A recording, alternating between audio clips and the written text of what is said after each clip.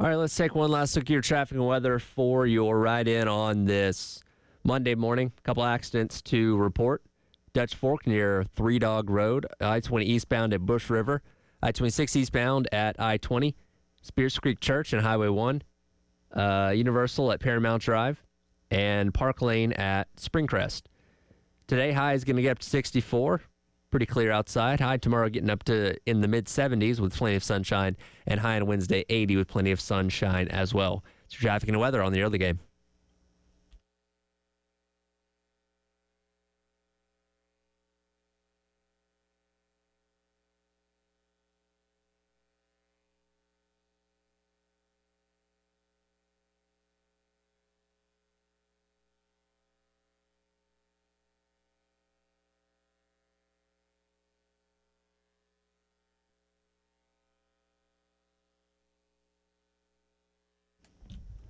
Nine o'clock on your Monday morning. Welcome in. It is the Extra Point.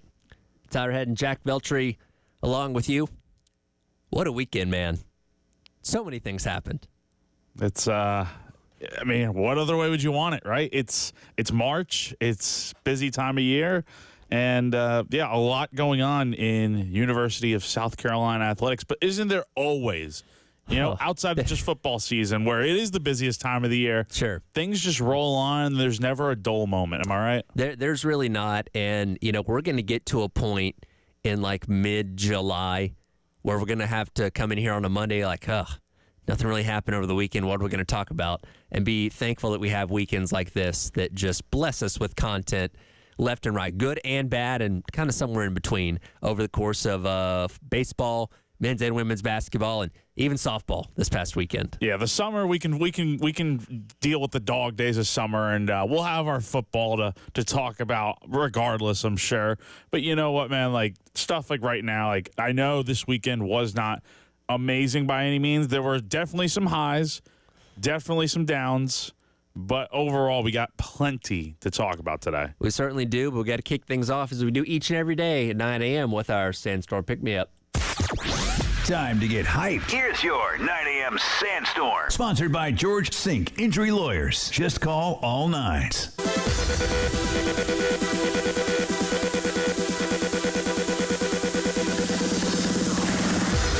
It is time for your 9 a.m. Sandstorm Pick Me Up, brought to you by South Carolina's largest injury law firm, George Sink Injury Lawyers. If you've been hurt in the car or at work, call George Sink now at 803-ALL-9s. We get started on the baseball diamond from over the weekend. Huge series starting off SEC play, the inaugural SEC series for the Pulmonary era of Gamecock baseball. Carolina ends up dropping 2 out of 3 to obviously lose the series. We'll get into the specifics of what exactly happened, especially yesterday, in a moment. But overall thoughts, and you were there for all 3 of these games, of just the series in general. I'd like to be optimistic and all that and feel good about the weekend, man. But, like, overall, I'm coming away very disappointed. That's my biggest takeaway is that South Carolina, you know, it's hard not to just look at Game 3 and just feel like, man, this really should have been a great weekend. Should have been a series win. And then the way things went yesterday really left a sour taste. And I think just a lot of people's mouths, like, you had this game in the bag yesterday and you couldn't get it. And it would have been a series win for South Carolina. And, you know, you're projected to be, you know, bottom of the SEC this year. Like, you know, probably, 13th or 14th in the league. And, Yep. you know, you're seeing why that is. And it definitely, I know a lot of people have compared it to men's basketball with the way things have gone so far.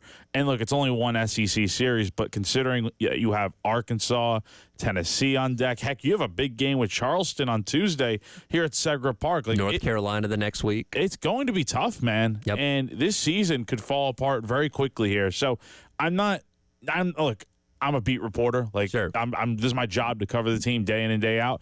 But if I were a fan out here, like, I wouldn't be ready to give up on, you know, the program just yet. I mean, it's one weekend, but hindsight being 2020, you're now what, 1-4, 1-5 against Clemson and Oklahoma, 1-5. I mean, that's not going to cut it, and it doesn't really bode well for what's to come. With how tough the SEC is, you can't let games slip through your fingers. And I feel like what we saw yesterday in Game 3 is one of those ones that at the end of the year we could be talking about, like, man, if you didn't blow the ninth inning in game number 3 against Oklahoma, what difference could that make, and what kind of position could you have put yourself in if that didn't happen? And that's kind of where I think we need to start, where Carolina has a 5-3 lead going into the top of the ninth inning, thinking, okay, boom, get 3 more outs, this thing's over with. And I did the dangerous thing, and I told you about this yesterday.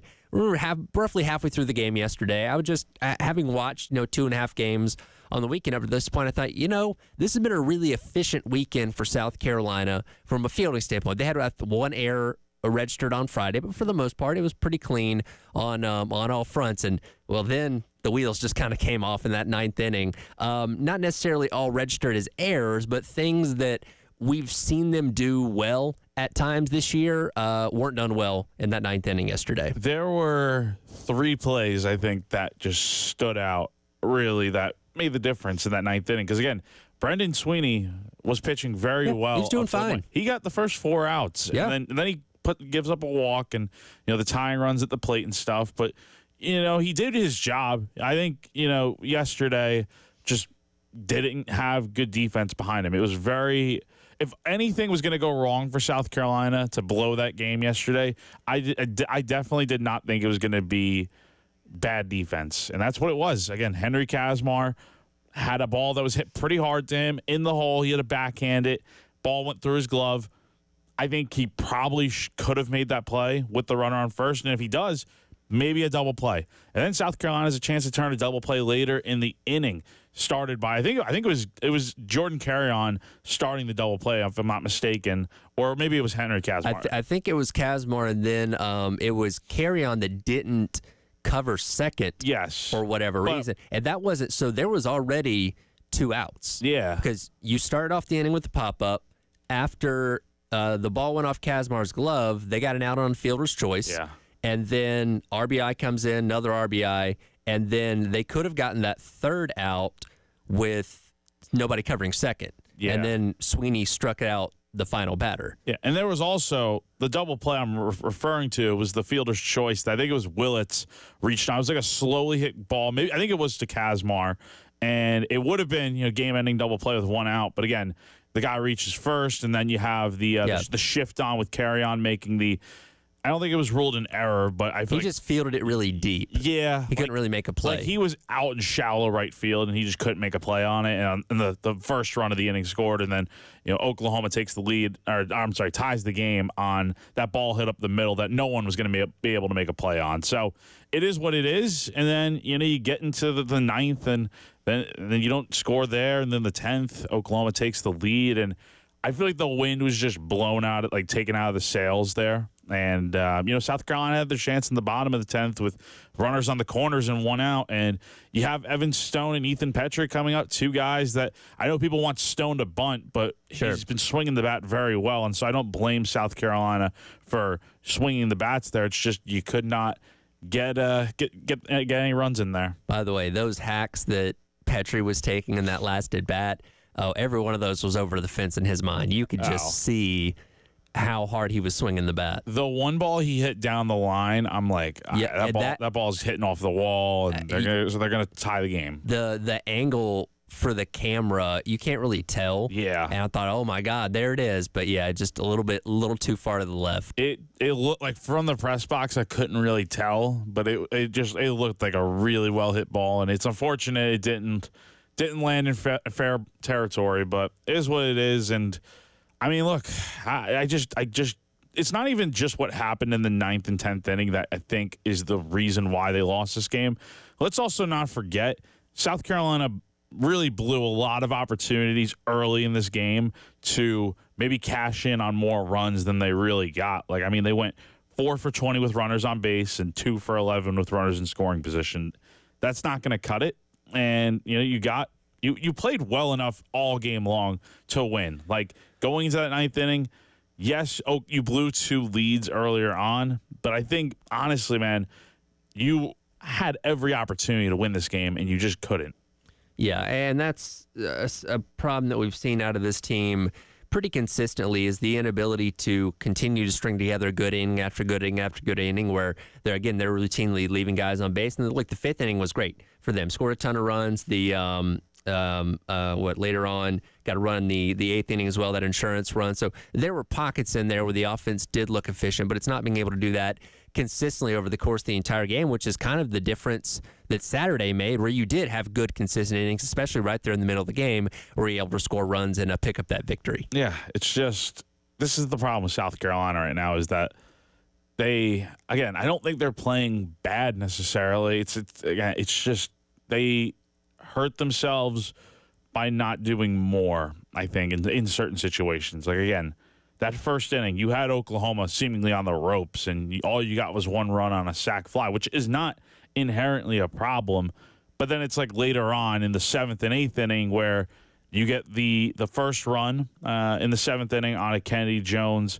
I'm sorry, it was what was it here? It was the hit by pitch, right? No, I'm sorry. Petrie scored on the wild pitch. Yes, with help from Woida hitting that ball that went off the umpire and rolled into center field. Like, that's a play that if it doesn't hit the ump, Oklahoma gets out of the inning without giving up a run. Yeah, that was a weird situation. Play. And then you get the hit by pitch to Petrie in the eighth, and you score a run off of that, but then Talmadge LeCroy pops up right after that. So it's like you really got away with some nice luck there in the later innings. But at the same time, you should have been able to do more. And then just the pitching too. Like, I mean, Sweeney was all right. I think he was fine. I don't think he was the reason why things went sour. You can also just say Matthew Becker just did not have a good outing. I mean, walking four guys with one intentional walk. I mean, his outing in the seventh inning really kind of gave Oklahoma a chance there. And I almost wonder, because Becker did fine in relief on Friday night, but you almost kind of wonder, especially with the pressure of a tight game, pitching on Sunday, if it's just in his head a little bit, right? Because he got knocked around in his last two starts. He did fine in his midweek performance and on Friday, but again, when the pressure was really on, it seemed like he did struggle quite a bit on Sunday. So you almost kind of wonder, because look, pitchers are head cases, right? You almost kind of wonder if things are kind of in his head right now. If it's too much for him, then you shouldn't be pitching on yesterday, right? I mean, it's just, don't put him in a high leverage spot if you're feeling that way. And again, I think it's more so an assumption than anything, because we don't know. I think he's more than ready to go into those spots. But if it is just becoming a mental thing to where it's like you can't handle the pressure of the tight spot, then you shouldn't be pitching in those spots. You can go throw on midweeks. I mean, that just to get your confidence built up a little bit, because I know it's no easy thing for a guy like that to go from being a Friday night starter to pitching in relief in a midweek and then being delegated to the bullpen. So it is what it is for him, but you definitely expect way, way more out of him, considering he's one of your better arms that you have. Yeah, one thing that the entire pitching staff struggled with over the course of the weekend was walks. What I'm counting here is 11 or 10 walks yesterday, 8 on Saturday, and then just 4 on Friday night. But definitely needing to get that command a little bit better and keep those balls in the strike zone. And it's just a few guys that really need to get their command on point. Like, again, Sweeney was fine. 2 walks is what it is. Dylan Eskew, you know what you're getting out of him every outing. Like, it's never going to be pretty. I mean, 4 walks yesterday is not good. Which actually, he had a pretty, outside of the walks, had a solid outing. He's been fine this year, man. Like, again, his ERA is well under 2, but it's like he can't pitch deep into games. And, Maneri wanted to get him through 5 yesterday, but he only got him through 4 1/3. And then Becker, like we said before, had the really rough outing where he only got 2 outs in the 7th inning, and that allowed Oklahoma to get back in the ball game because of those walks, and all it took was 1 hit to drive the runs in. So you need more from your pitching, but overall, I don't think it's a bad weekend for South Carolina because you didn't win the series. Right. But inherently, it's not like you played terrible to lose the series the way you did. Yeah, well, we'll have more to unpack from this. I'll just hear from Coach Maneri coming up as we dissect what happened at Founders Park with South Carolina, dropping 2 of 3 against Oklahoma in the opening SEC series of the season. It is The Extra Point. He's Jack Feltry. I'm Tyler Head on your Monday on the Game.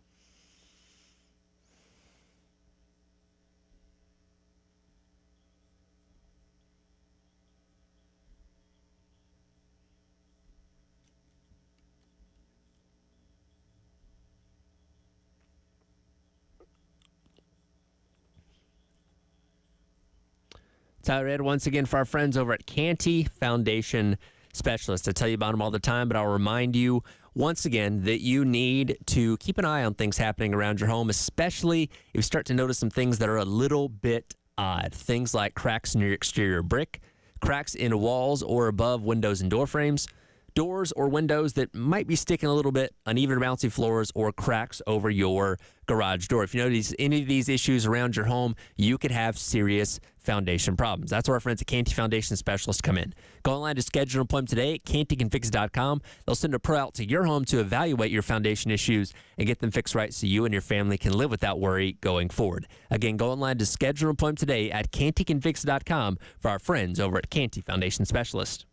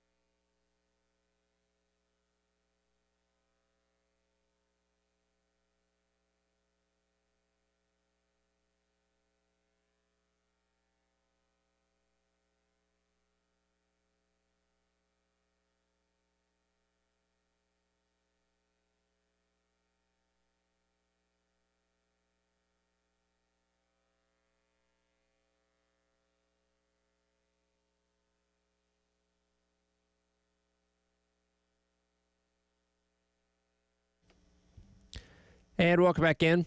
It is the Extra Point. Tyler Head and Jack Beltry along with you on your Monday, breaking down what happened over the weekend. Trust me, we'll get into all the basketball stuff here in just a minute, but talking some Gamecock baseball right now. Baseball back in action, by the way, tomorrow night as they take on College of Charleston, 6:15 pregame for a 6:30 first pitch, which we'll have for you right here on the game. Coach Maneri speaking after yesterday's loss, talking about the bitter pill that it was to lose game number 3. Bitter pill to swallow. I thought for most of the game we played well enough to win, had a chance, but a couple of things I think ended up being our demise. We had opportunities to score more runs earlier in the game. We didn't take advantage of a couple opportunities and kept them in the game. And then, of course, the seventh inning, we walked the first two guys of the inning with a 2-run lead. That normally doesn't turn out well for you. But then we got the lead and had a chance to close them out. Tough lineup when we got, the leadoff hitter to pop up in the ninth inning to lead off the inning. I felt pretty good about our chances, but it just didn't happen for us. They tied the game, and then I thought what was going to be a routine fly ball to center field just kept blowing with the wind and went out of the ballpark. And we had a chance even in the bottom of the ninth inning there, or was that the 10th inning, and just couldn't get them across. So we just got to take it like men and look forward to Tuesday night.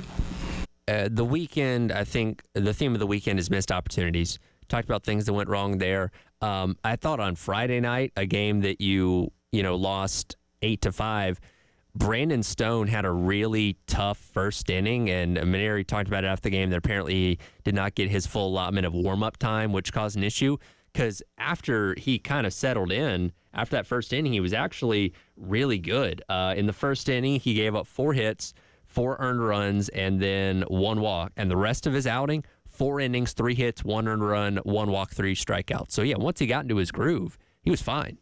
The first inning is always going to be the toughest, especially for a guy making his first start of the year, let alone against a very good SEC team that can, they were Oklahoma was hitting well over 300 as a team heading into this weekend. And I figured he'd probably give up a run or two. He would not get through that first inning unscathed, but the way Oklahoma was just hitting everything he was throwing. I think they had like 4 straight hits to open the game before he got his first out. And by that point, it was already a 3-0 hole. And, if he doesn't have that bad first inning where he gives up that many runs, South Carolina may have a chance to win later on because Stone ended up pitching into the 5th inning or through the 5th inning and looked very solid. I mean, he only get 1 more run after that. And then the bullpen was all right, but still, I think Oklahoma did a lot of damage early, and then they just continued to tack on the important runs later on, especially after South Carolina had that big run-scoring inning to get right back in the game. And it sounded like throughout the course of the weekend, there was some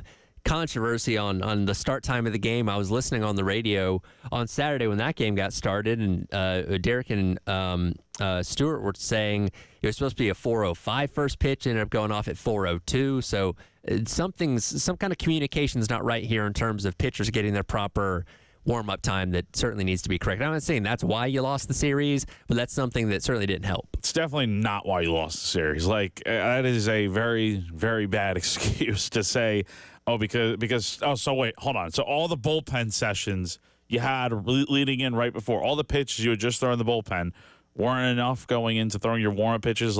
Come on, that's just not a good excuse to have. And you got hit around early on, and if you set the tone with 3 up, 3 down in that first inning, who knows how South Carolina fares in that game number 1. If they were to win game 1 and 2, you're feeling really good about your chances to sweep this weekend. Again, the margin for error is going to be thin in this league, and when you blow a 9th inning lead in game 3 and you get off to a really rough start in game 1, but you have that good game 2, it's like, man, what could have been? Yeah, unfortunately, again, dropped 2 out of 3 against Oklahoma. You're not dead last. So Florida, Mississippi State, Texas A&M, and Missouri all got swept this past weekend. South Carolina tied with Vanderbilt, Kentucky, and Ole Miss as teams that lost 2 out of 3 this weekend. So it's not over by any means. But as you talked about, Arkansas, Tennessee, you've got midweek games against College of Charleston and North Carolina coming up. This 8-game stretch that you're about to go on may be the most important of the entire season, because if you drop both series against Arkansas and Tennessee, you might have a hole you're not able to dig yourself out of. Yeah, this thing could be over in a heartbeat. I'm telling you, man, there's a real possibility they might drop both midweek games. That's how tough it's going to be, because Charleston's a tough team, as we know. North Carolina is a top Well, didn't Charleston beat him back in the fall? Yeah. Which I know that's fall ball, and take that with a grain of salt. Ball but still, this is always a tough game when you're taking on that team. Yeah, like Charleston's a tough team, man. Like you're gonna get your best from them, not just because it's a midweek game and mid-major teams always seem to play up for these games, but like Charleston's a very good team that got left out of the tournament wrongly last year. And then you look at North Carolina; they're a top. They were in Omaha last year. Yeah, they were top 5 last time I checked. They're a very good program. And then these 2 series, man, like Arkansas just won a huge series out at Ole Miss this weekend. They're going to be tough at Baum Walker Stadium. Like it would not like the rule of thumb is don't get swept on the road and don't lose your series at home. So you already did one of those. South Carolina already did one of those, and I think you'd be very happy just to take a game on the road this weekend because that is going to be really tough. And then next week, you're playing the best team in college baseball. Like it's going to be real tough for South Carolina to get out of here feeling like really good. You can go 500 over these next 8 games, which would mean you go 4-4. Hopefully, you win your 2 midweeks, and then you try to take a game apiece in the Arkansas and Tennessee series. I think you feel all right about that. It's not great, but it could be a lot worse. Like the last thing you want to do, man, is go 2-6, 1-7, 0-8, because then by that point it's like, all right, this season's about over. Yeah, you can't put yourself in a position where you have to play catch up, right? No. Like you have to keep it close because if you went on the road and got swept by Arkansas this upcoming weekend and drop yourself to 1-5 in conference play, then having to find a way to take 2 out of 3 against Tennessee. Unfortunately, that game or those games are here. At Founders Park, that's a tall order. So, again, I feel like these next 8 games, and again, from a resume standpoint, wins over College of Charleston and North Carolina go a long way in terms of making your case for the postseason. I think this is the most critical 8-game stretch of the entire year. It is. And then, it's always going to be tough in the SEC, but these definitely are the 2 toughest series you will have coming up, in my opinion, with Arkansas and then Tennessee. But if you can just, honestly, just take it game by game, hopefully your pitching can kind of figure things out a little bit. I know the defense had the rough inning yesterday in the 9th, but I'm led to believe they're going to be fine. Again, it's just you were hitting the ball well for most of the weekend. You out-hit them. Yeah. On the weekend, you out-hit them. You honestly, for the whole weekend, you played a lot better than Oklahoma, so that's a little bit reassuring. It's like, all right, you just didn't get your butt kicked the whole weekend. Like that's one thing if that happened. But you were in all 3 of these games and had a chance to win. It's just you only won 1 of the games, and you really do hope you can find ways to play better because it's not looking good that you dropped a series. You got swept by Clemson, and then you drop a series you probably should have won against Oklahoma. Yeah, the 2 best teams that you've played so far, you're a combined 1-5 against them. Yeah, that's just not going to cut it. And again, those 3 games against Clemson were tight going into the last couple of innings for all of them. You had a way you could have won yesterday's game that you let slip through your fingers. So we're already looking at this and saying, man, if 1 or 2 things are different about all these games, you're potentially looking at being 5-1, maybe 4-2 against those teams instead.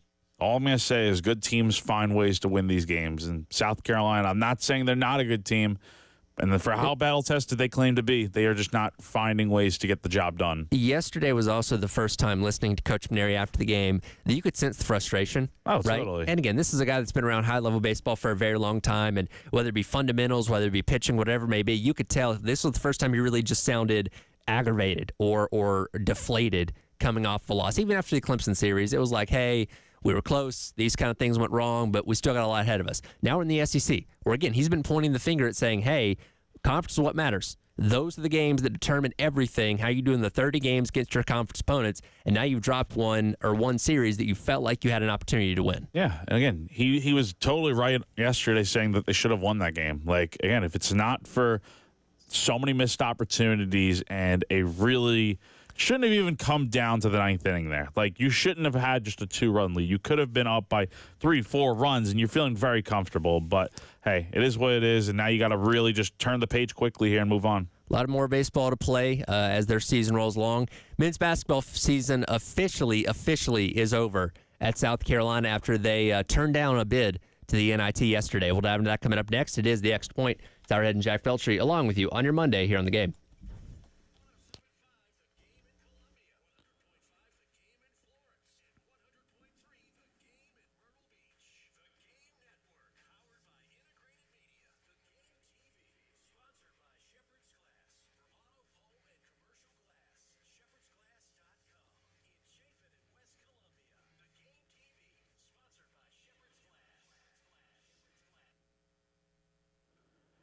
Everyone knows that AAA Heating and Air has the best HVAC replacement options in the Midlands with their guaranteed financing, no payments or interest for 12 months, and a 15-year parts and labor warranty. They're hard to beat when you need a new system, but did you know they also have great deals for repairs? That's right. If your system is broken and you're strapped for cash, AAA Heating and Air can help.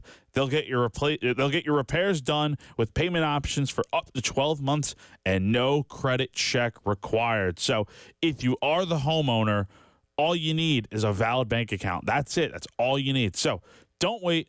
Call AAA Heating and Air today and get your comfort back on track. AAA Heating and Air. Comfort you can trust.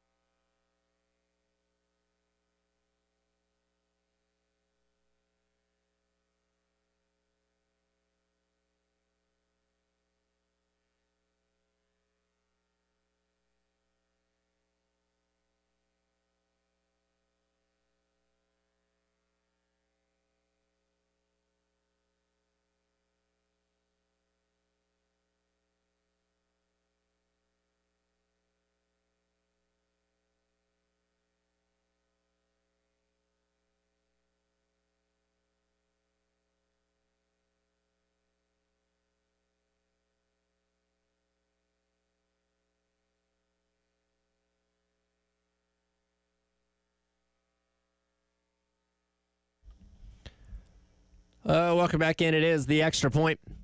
Tyler Ed and Jack Belcher along with you here on your Monday. Like I said earlier, we have so much to discuss from this past weekend. We went into the weekend knowing that there was no chance in the world South Carolina was going to make the NCAA men's tournament. But as we kind of learned at the end of last week, the NIT had changed their rules and procedures that was going to automatically allow 2 SEC teams in, the highest 2 that did not make the NCAA tournament. Well, as luck would have it, the SEC got 14 teams in the NCAA tournament, which is a record and continues to boast how great the conference has been this year, which means South Carolina and LSU automatically got opportunities to be in the NIT. Both turned it down. That is, I know it's disappointing for a lot of people, and I have a feeling this was more of a SEC decision than a South Carolina and LSU both being like, yeah, you know what, we don't want to play in this. I think it's more so, it's probably bad optics, to be honest, because this is the first year you're getting these auto bids for the conference. And the last thing you want is, let's say they did end up playing in the NIT. They go one and done the first round. It's like, oh, why are you giving the big bad conference the auto bids, which because it's the SEC, number one. So I think you're not going to get 14 teams into the NCAA tournament every single year. So next year, maybe you get like 10 or 11 in. That creates more opportunities for other teams, maybe like a Texas or a Oklahoma or a Georgia to go play in the NIT next year if they want to, and then they get to move on. So it looks better from that standpoint. Yeah, that's kind of the thing where I imagine when this new procedure was drawn up, I don't know if it was more on the NIT side or the SEC side, you probably imagine, okay, the SEC, like most years, is going to get somewhere between 9 and 10 teams in the NCAA field. So that means you're going to be looking at maybe a 6-7 win team in the SEC getting the opportunity to play in the NIT that could theoretically maybe run the table and win the entire thing and, just continue to add to the accolades of what the SEC is for this year. But when you look at South Carolina and LSU, teams that have 2 and 3 wins respectively in the conference, the optimism probably not surprised, especially considering the fact I don't think CMB was going to play in this. Right? Even if South Carolina accepted the bid, CMB probably sits this one out. So you're talking about a South Carolina team without their best player potentially getting bounced in the first round by UNI or Dayton or, I don't know, St. Bonaventure or something like that. Like, yeah, that's probably wouldn't be the best look for the league. So I agree with you. That was probably the SEC saying, hey, you guys sit this one out. However, there is one glaring issue I do have with this whole thing. It's not the fact that they are deciding to not play in the NIT. It's probably a good thing, to be honest, because number one, they need to focus on this offseason so much more than playing in a meaningless tournament. Like, yes, you can get the experience of getting young guys playing time and all that, but you should have done that during the season when you went 2-16 in conference play. Like, when you knew things were getting out of hand, you should have gotten the young guys a little bit more time. Right. And that's just my opinion, though. The one issue that I think there needs to be said here, the statement from Lamont Paris yesterday, everything was fine except the fact that he said, because of injuries, we decided it was best not to participate this year. There was also some attrition on our roster, but injuries being included in that statement, you had one main injury all year, Miles Studi. And maybe there's more that we just don't know that they didn't include on the injury reports all year. I know CMB was banged up with the cut lip and the thumb and all that, but like to say injuries are a reason why you're not playing in the NIT that's a bad excuse. Injuries are a very easy crutch to lean on. Yes. I feel like, because it's not always who shows up on the injury report. Like you said, a Miles Studi who was basically lost for the entire half of the season that we hope can come back next year with the medical hardship waiver there. But, everybody's nicked up. Everybody's bumped and bruised, especially after playing an entire season. Obviously, we saw, like you said, CMB get beat up pretty good in that last game they played the other day and still found a way to go out there and put on a phenomenal performance in what is likely going to be his last game as a Gamecock. But, yeah, I feel like that didn't need to be included there. You can just say, hey, in the best interest of our program as we look forward to this offseason, we've opted not to play. Because, again, you got to hit the portal hard. And the portal's going to be opening up a week from now where if you win a couple games, you'd be in the midst of playing this tournament while the portal's going on. And I get it. Everybody, even in the NCAA tournament, is managing both at the same time. But for South Carolina specifically, I don't want any other distractions. I want you to be as laser focused on making sure you're building this roster for next year as possible. And even if the NIT, isn't that big of a deal, I wouldn't want it to distract from this. So if you're just saying something along those lines, I'm fine with that. But yeah, the injury, that just kind of seems like, you kind of unnecessarily threw that one in there. It's like just why would you put that in there? Like it's one thing if you actually did have loads of injuries, and again, we don't know what, like, behind closed doors, it could be a different story to where just everyone's nicked up and stuff, and they have stuff going on where guys played through injuries and stuff. Maybe that's what it is, but just take it out. The one word being in there, it ticks a lot of people off, I think. Or unless, because again, South Carolina, it's been almost a week since they've played, and I know Coach Paris said, after they got bounced the other day by Arkansas, that hey, we're going to have these conversations about the future and who's going to stay, who's going to go. If you already had those conversations and you already know there's a handful of guys that are going to leave to where you may not have had enough of a roster to compete in this thing, that's also a possibility. Yeah. I mean, look, I think we all know this roster is going to look very different going into next season, and you're going to have to cut some losses with some guys that maybe just didn't cut it this year. And I think that is a fair thing to do. And with if you were to play in the NIT, you mentioned it, like the transfer portal opens up a week from now, and what if you make a little bit of a run there and you have guys playing for you now, or what if you went into this thing? This is probably also why they declined the bid. You had a lot of guys that expressed different ideas for their future about, hey, I'm gonna turn pro, or hey, I'm going to transfer to another place. So I think that also has a little bit to do with it. What's become less desirable, the NIT, or let me put it this way, the non-NCAA tournaments, because there's multiple ones. You have this, you have the CBI. There's something called the College Basketball Crown that I've been seeing commercials for on Fox that's going to be happening later on in the month. Like, we have all these like consolation tournaments that nobody really cares about unless your team's actually in it. What's less meaningful, those or non-playoff bowl games? Non-playoff bowl games, because I'll tell you what, as much as these end-of-season tournaments that are not the NCAA tournament are pointless and they don't mean much, they sure do mean a lot to the mid-major programs out there. That's true. That's a good point. That is something you don't see maybe on the same level in the non-playoff bowl games, because players opt out all the time, and that is an issue in its own self. I understand preserving your future and all that, but you played to all the way up to this point. You're not going to play in a bowl game down the stretch here. That's a whole topic for another day. But I think with the tournament games and stuff, it does mean a lot to the mid majors and stuff, and to the big brands like the SEC and stuff. It just shows that it doesn't really mean all too much to them. Yeah. So again, end of the road for the South Carolina men's teams. They turn their attention to 2025, 2026, where they got to change a lot of things this offseason from a roster standpoint to put themselves in a better position, because I guess the SEC is not going to get any easier. No, it's going to be ridiculously tough, and I'm glad they're doing this. Wish the statement didn't include injuries, just because I think that's a bad.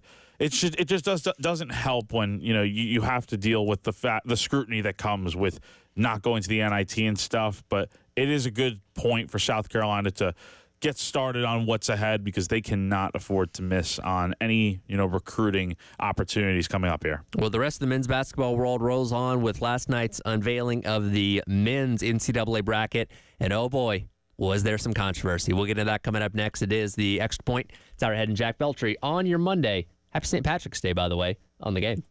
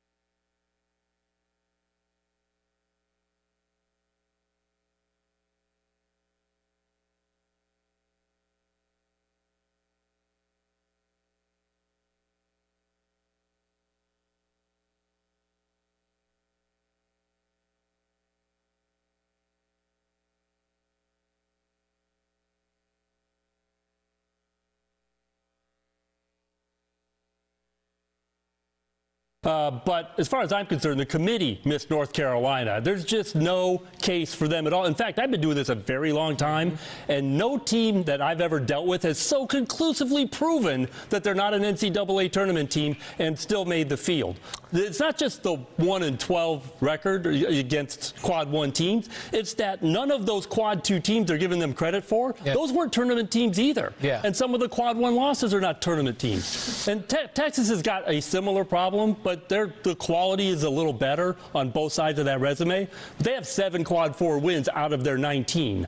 Welcome back in. It is the Extra Point. Tyler Head and Jack Belcher with you on your Monday here on the game. That was the voice of CBS bracketologist Jerry Palm talking about the controversy from last night with North Carolina essentially getting the last spot in the NCAA men's tournament field, despite the fact they didn't necessarily have the most impressive resume compared to some of the other teams that they were being butted up against. Yeah, I think there's a lot of uproar just about the fact that North Carolina got in, and the main discussion is going to be that they're the blue blood program and stuff, and that's why they got in and stuff. And I would thoroughly agree with that. I think it is kind of crazy how a team with 1 Quad 1 win can get in.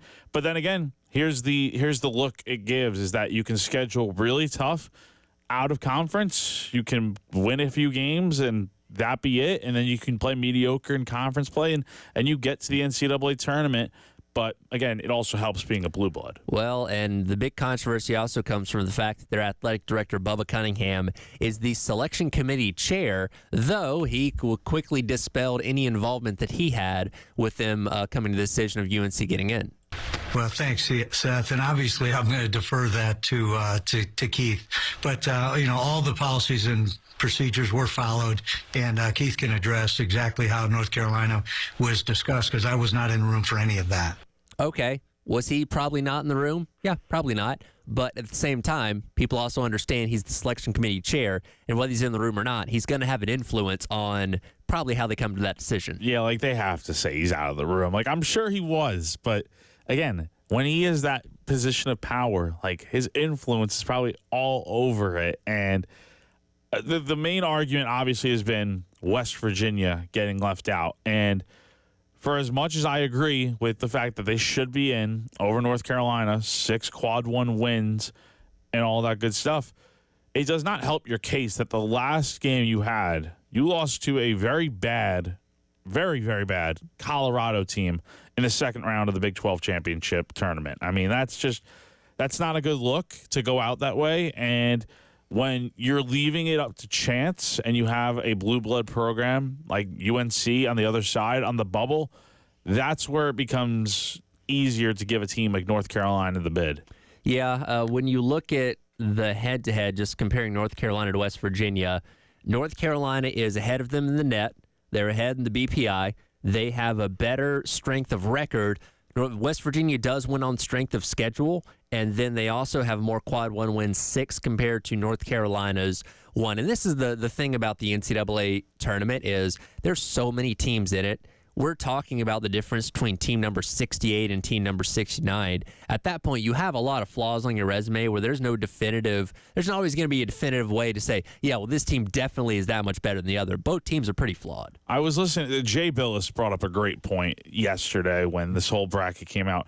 We're talking about the 30th best team compared to the 35th best team. Like, what are we talking about here? Like, in the grand scheme of things, it doesn't really matter. And look, if North Carolina goes on a little run here, they win the first 4 out in Dayton, and then they go to maybe the second weekend, I think that looks good on the committee's part for seemingly, quote unquote, getting it right.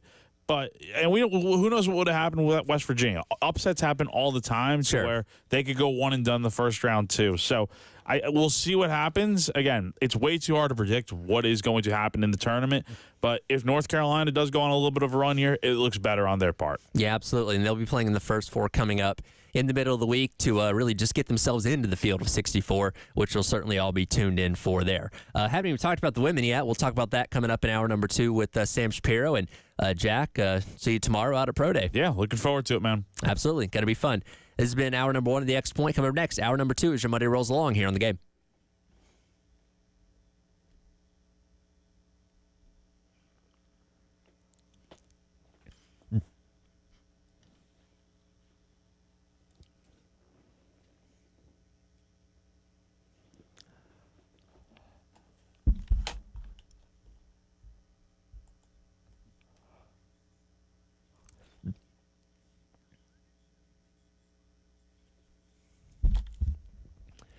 Oh, Tyler Head here, telling you about our friends over at Twin Peaks once again. What day is today? Of course, it is St. Patrick's Day. You know, there is no better place to celebrate this great holiday with our friends over at Twin Peaks. They've got your Irish whiskey. They've got your Guinness beer. And, of course, they've got the scenic views as well. Also going to be having a lingerie costume party and drink specials on some of your favorite festive shots, cocktails, and more all day long. Also, if you're feeling lucky, wear some green into the lodge, and your Twin Peaks girl will bring you a free order of fried pickles today for St. Patrick's Day, because you know they know how to party on St. Patrick's Day and any other day for that matter, especially with so much great basketball coming up here over the next couple weeks. Park yourself down at Twin Peaks and get yourself 29-degree draft beer and some delicious food, and take in all the great offerings that Twin Peaks has right with our friends down the street from us here in the Vista.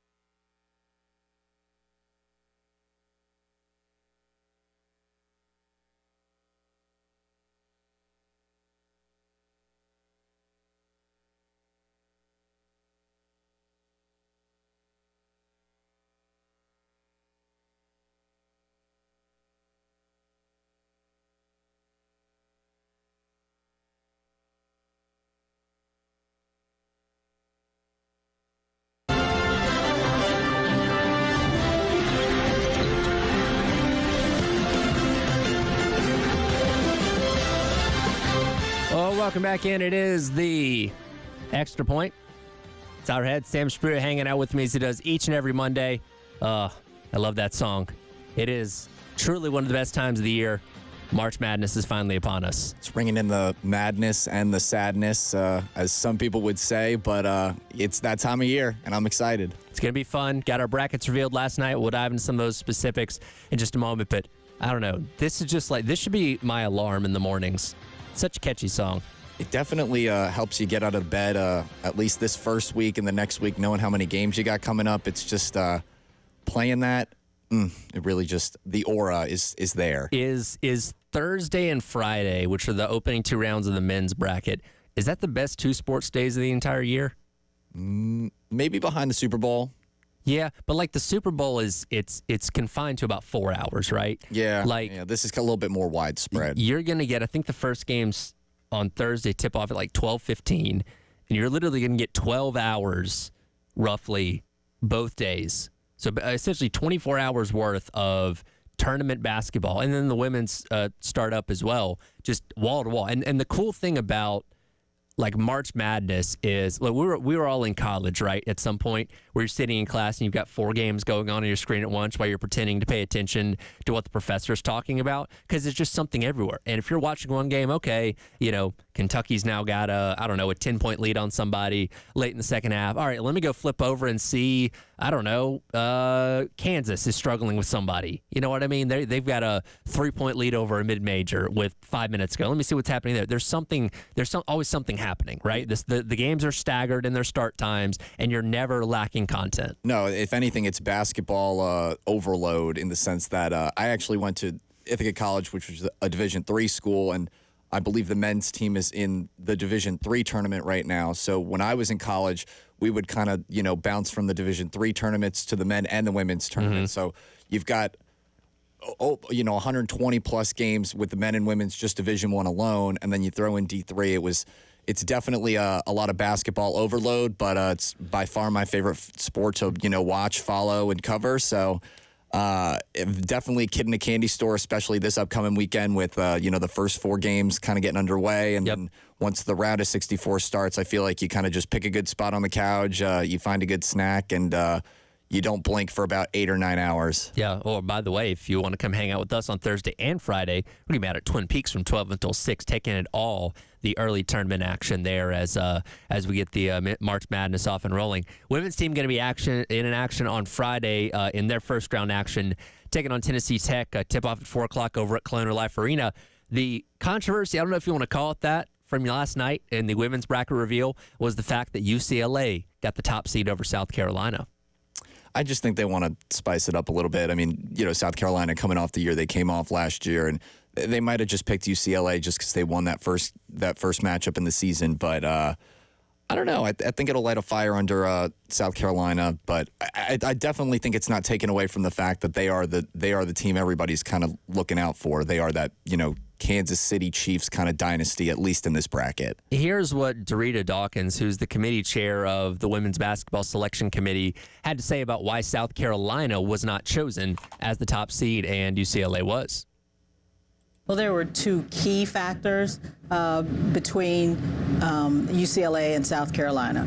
One was the head-to-head matchup, and the other was one of our criteria, which is competitive in losses, and South Carolina suffered a 29-point loss to UConn. So those are those are the 2 key differences in those resumes. And honestly, I'm not bothered by that.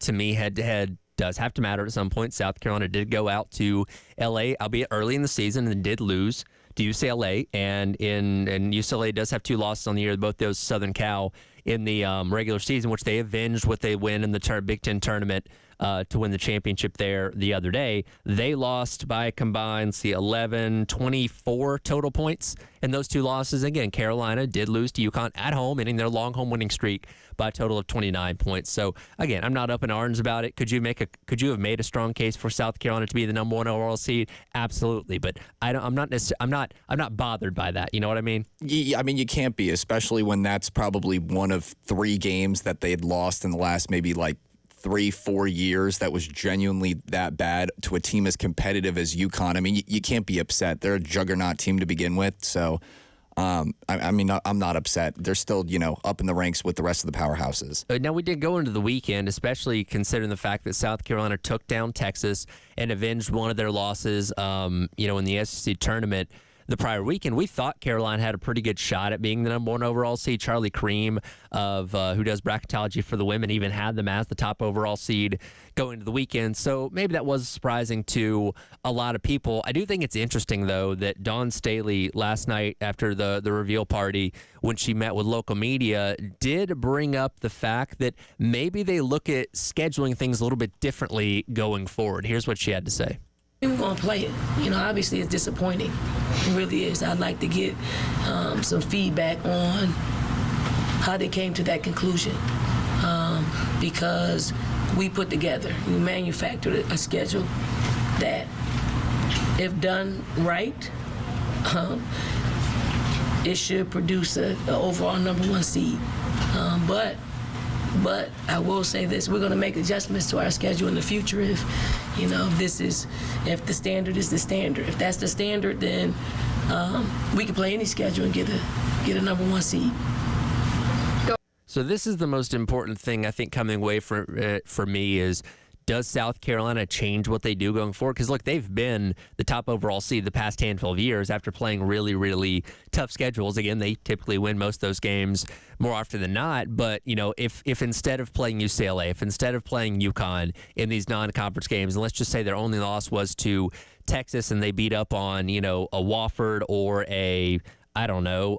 let's just say a Tennessee Tech in the non-conference instead, and had a better resume that way, they probably would have been the number one overall seed. I don't think anybody can deny that. So, and Dawn Staley's talked about it many times, they like to go out there and test themselves. They like to play the TCUs. They like to play the UCLAs, the UConns every single year to gauge themselves outside of the conference play on how good they are and adjust from there. So do they change? Was that just a heat of the moment thing, or does South Carolina really look at scheduling going forward? Because scheduling in basketball is a lot more fluid than football. Football, we have to schedule games 15 years ahead of time before they play. We're talking about games that the kids playing in them are 3 years old right now being scheduled out for football. But basketball is a little bit different. Does South Carolina really change their scheduling philosophy, or is that a heat of the moment thing?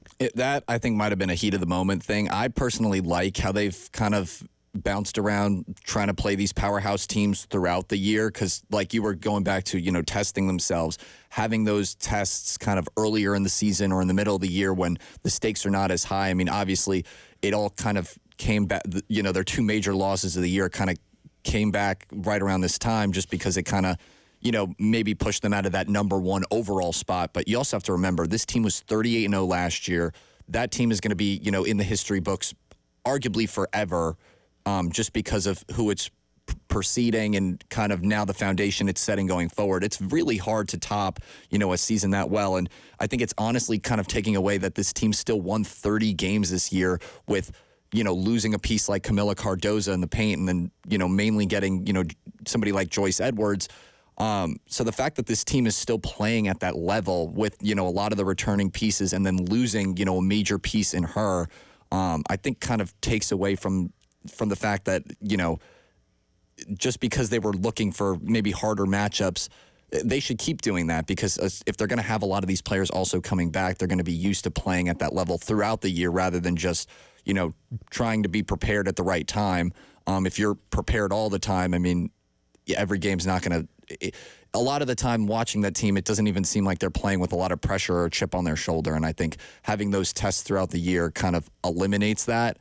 So I definitely I think it was a heat of the moment thing. And there's certainly prestige with being the top overall seed, saying, hey, guess what? We were deemed to be the best of the best entering into the tournament, but you're still a one seed, right? Like UCLA, Texas, and Southern Cal, as expected, were the 4 number one seeds. And when you really kind of look at South Carolina's bracket, I think it actually worked out pretty well for them. So theoretically, let's say they were the number 1 overall seed, they would have been matched up in the same region as NC State, LSU, and Ole Miss. Again, 3 programs that are very tough, and 2 of those that you're very familiar with in Ole Miss and in LSU. Not to say there aren't tough teams on your side of the bracket, but I don't look at anybody on South Carolina's side of things that really gives me like that heightened concern. Like, oh man, that's a team that could really prevent South Carolina from making it to the Final Four. Their number 2 seed is Duke. Again, good program. North Carolina at number 3. You've got teams like Alabama and Vanderbilt from your side of the bracket that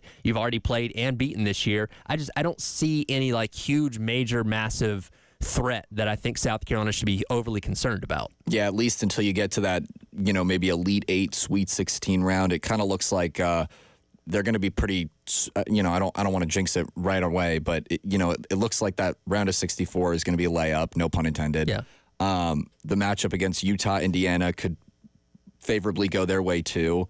And then, if they have to deal with, it really looks like out of that whole kind of bunch, Maryland is kind of the only team that could maybe pose some sort of difficulty.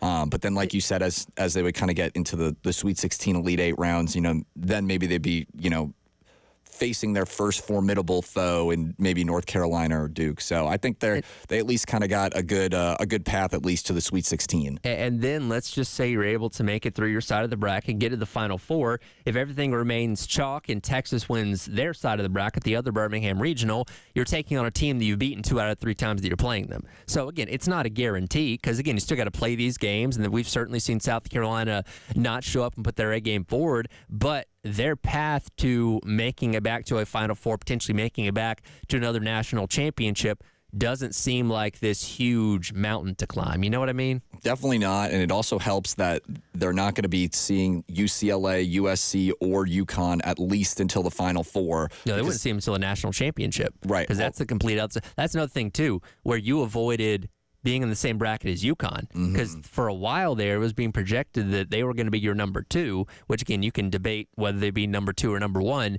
but you would have had to have gone through them, theoretically, again, assuming everything handles itself and stays chalk, that you would have had to go through them just to get to the Final Four. Yeah, no, that to me just takes so much load off of them, and it also kind of gives them an advantage because they can watch kind of how these teams have kind of progressed through, the first earlier rounds. I mean, you can kind of tell, especially after that round of 64, if a team kind of has legs to, either be, whether they're a lower seed and, they're a Cinderella story or they're, like USC, kind of that powerhouse.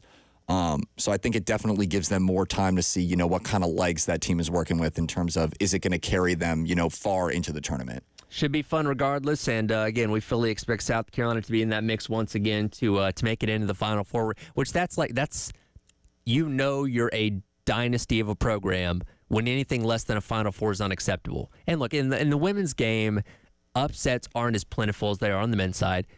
March is a little less chaotic when it comes to women's basketball because the disparity between the top programs and the middle to bottom programs is really, really wide. So again, I fully expect Carolina, Texas, UCLA, Southern Cal, UConn to be all those kind of teams once again in the mix. Maybe there'll be a surprise here or there from a 2 or 3 seed getting in there, but I fully expect to be at 1 or 2 seeds to be in the Final Four as usual on the women's side of things. Yeah, I definitely expect to see if at least South Carolina. I'm expecting UCLA is probably going to join them as well. But I do think Paige Beckers has a national title that she is desperately trying to get, and I would not be surprised if UConn beat both of them. We'll see what happens. It's going to be a fun bracket to follow. Again, things get rolling on Friday for the women at 4 o'clock, taking on Tennessee Tech over at Colonial Life Arena. The men's bracket, a historic 14 teams from the SEC get in.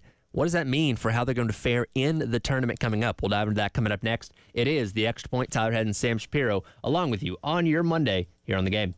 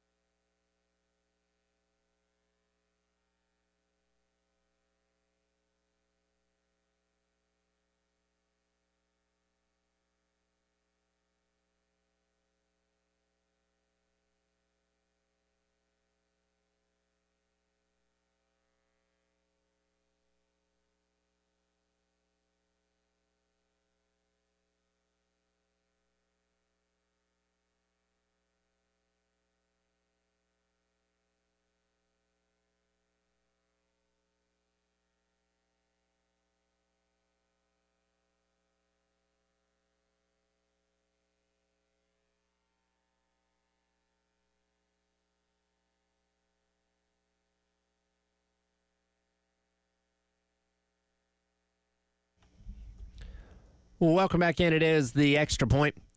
Tyler and Sam Shapiro along with you on your Monday here on the game, talking all things brackets as we get set for the NCAA men's and women's tournaments getting rolling a little bit later on this week. Of course, no more basketball for the South Carolina men, turning down the NIT bid, invite. I'm not sure. Well, because here's the thing.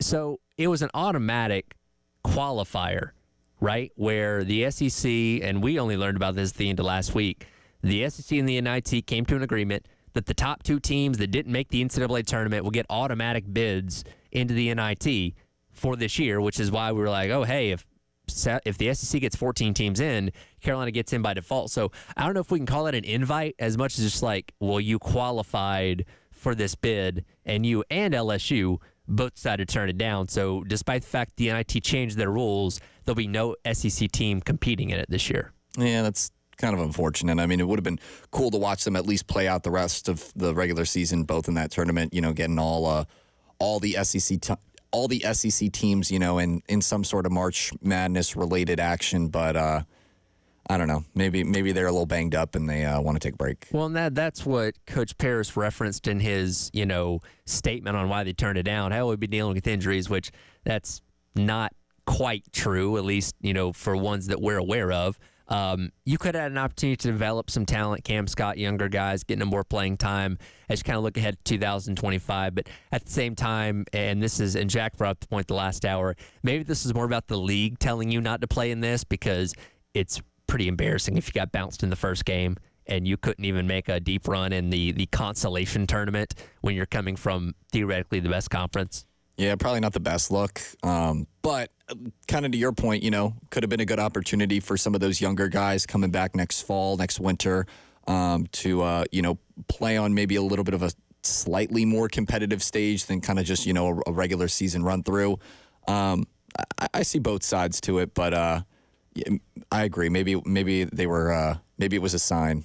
Well, it's the end of the line for South Carolina and LSU, but the other 14 teams in the SEC are indeed going dancing, and this is something that we've talked about so much through this entire year. Was how many teams the SEC getting in? How many teams are getting in? Can they set the record? Can they make history? And they certainly did. Texas being the last one of those teams getting in after winning at the SEC tournament. At the end of last week. And, this reinforces that this is the best year in league history and maybe one of the best years for a single conference ever. Now you have to go out there and actually perform, because if half your teams get bounced in the opening round or more, then it's like, ooh, were they actually that good? Yeah, I want to see at least maybe 2 or 3 teams out of the SEC at least get to that round of 32. That might be a big ask for the Christmas list, but I don't know. I agree. I definitely think if a lot of those SEC teams do get bounced in those first opening 2 rounds, the credibility of just how good the conference might actually be, will definitely be talked about. But to me, it's so funny because a lot of these schools like Alabama, Auburn, we've always looked at them as like football powerhouses, and now they're, amongst the Dukes and arguably not arguably, but a lot of them are better than UNC and teams that have historically, been good. And that's where you have to give credit to the league as a whole, because for the longest time, SEC basketball was Kentucky, and that was it. Florida had some good years. Tennessee's had some good years, but consistently it was Kentucky and then everybody else, right? And outside of those other handful of teams that would jump up there and make runs or win national championships like Florida did, it seemed like nobody else cared. And then a couple years ago, Greg Sankey, was kind of like, hey, we're going to start caring about basketball. We're going to start putting the resources and money into basketball. And lo and behold, now you've got 14 teams in the NCAA tournament, the top overall seed of which being Auburn, who is coached by Bruce Pearl. The only concern that I have with Auburn, they come into this having lost 3 out of their last 4 games between the last 2 games of the regular season and what they did at the SEC tournament last week. And Bruce Pearl, after getting bounced in the semifinals on Saturday, was asked if he's panicked at all for his Auburn Tigers having lost 3 or 4 going into the tournament. 3 of the last 4. Is this kind of a flush it, move forward? Is there panic at all? What do you look at with this? Man, I'm really glad you asked me that question. We lost to Alabama, Tennessee, and at Texas A&M. Yeah, we're panicked. That's a real softball. We lost to some great teams. We lost the buzzer against Alabama. We had possessions here, so yeah, we're panicked. I can hardly wait till next weekend and start playing again. Just get me here. Let's get to Sunday. Let's find out where we're going. Let's find out who we're playing, and let's get back to work. I'm looking forward. So he's not wrong in thinking that way, because again, this legitimately looks like one of the, if not the best Auburn teams he's ever had. But my concern comes in his track record since he's been at Auburn when it comes to the NCAA tournament. They made the Final Four run in 2019, but in the 4 other times they've made the tournament, they've yet to get past the second round, including getting bounced last year in the first round by Yale when it looked like they were a team destined to make a very deep run. And if you're the number 1 overall seed in the entire tournament, getting bounced by game number 2 is unacceptable. It definitely is not going to fly this year. I mean, when you go all the way back to the 2021-22 season, they ranked within the top 2 of the SEC 3 out of those 4 years. The one year they weren't, being 22-23, where they were 7th in the conference. I mean, I'm just saying, even though they're number 1 right now, it doesn't necessarily mean that, you know, the story could pan out any differently this year. It very much could. It very much could. Just because this is, again, one of the best teams Bruce Pearl has kind of coached, you know, since being at Auburn. But I wouldn't be surprised if they do get bounced within the first 2 rounds, just because of, you know, that track record. They haven't really been able to get over the hump since pre-COVID. Is it a failure if the SEC doesn't win the national championship? With all the boasting of how great this year has been and how powerful the conference is, best it's ever been, nobody can compete with the SEC. If they don't win the national championship, which they haven't done since 2012, by the way, is this year a failure for the league? I don't know if it's a failure for the league. I mean, you have guys like Cooper Flagg in the ACC, and you just have a lot of talent that's not all in the SEC. I know a lot of it is kind of hosh-poshed in that conference, you know, this year, but I wouldn't be surprised if, you know, there are some guys out there that, you know, have another agenda for their storybook ending. I feel like you at least have to get one team in the national championship game. At least in the Final Four. Yeah, I mean, look, Final Four, that's one thing, but like the SEC hasn't competed for the national championship in the final game in a decade. Wow. Like, you at least, in my opinion, because again, Alabama made the Final Four last year, you at least have to get one team in the national championship game, in my opinion, to deem this, you know, to back up what a tough and talented league this is. You know what I mean? Because getting the Final Four is a tough accomplishment, and I fully expect at least one team to get there.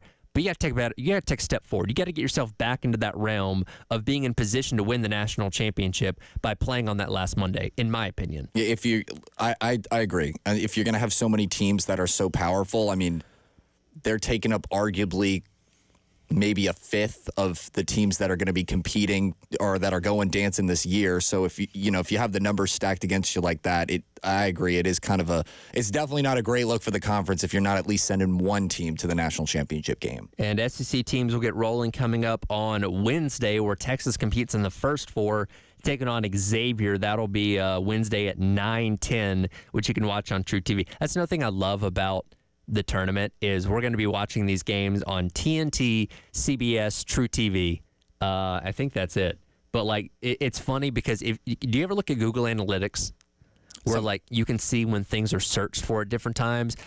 If you look at the analytics for what channel is True TV, it skyrockets in the month of March because most people typically aren't watching True TV until they have to watch basketball on it. You better not broadcast that, because now more people are going to go watch, and then there'll be more paywalls, and then it'll be harder to watch it. So I hope they're not listening, because that sounds like the sneakiest, best kept secret. By the way, all 4 of those first 4 games are on True TV, coming up on Wednesday, by the way, which is just funny to me. But anyway, it's going to be a fun tournament. Gets rolling here in a couple days, and looking forward to seeing what happens over the course of the month of March. Take a quick detour into football coming up next. Where's Aaron Rodgers going to go? Are we getting closer? Are we getting warmer? Well, there's one team that's thrown their hat into the mix that would just be hilarious if he ended up at, which we'll dive into coming up next. It is the Extra Point, Tyler Head and Sam Shapiro, along with you on your Monday here on The Game.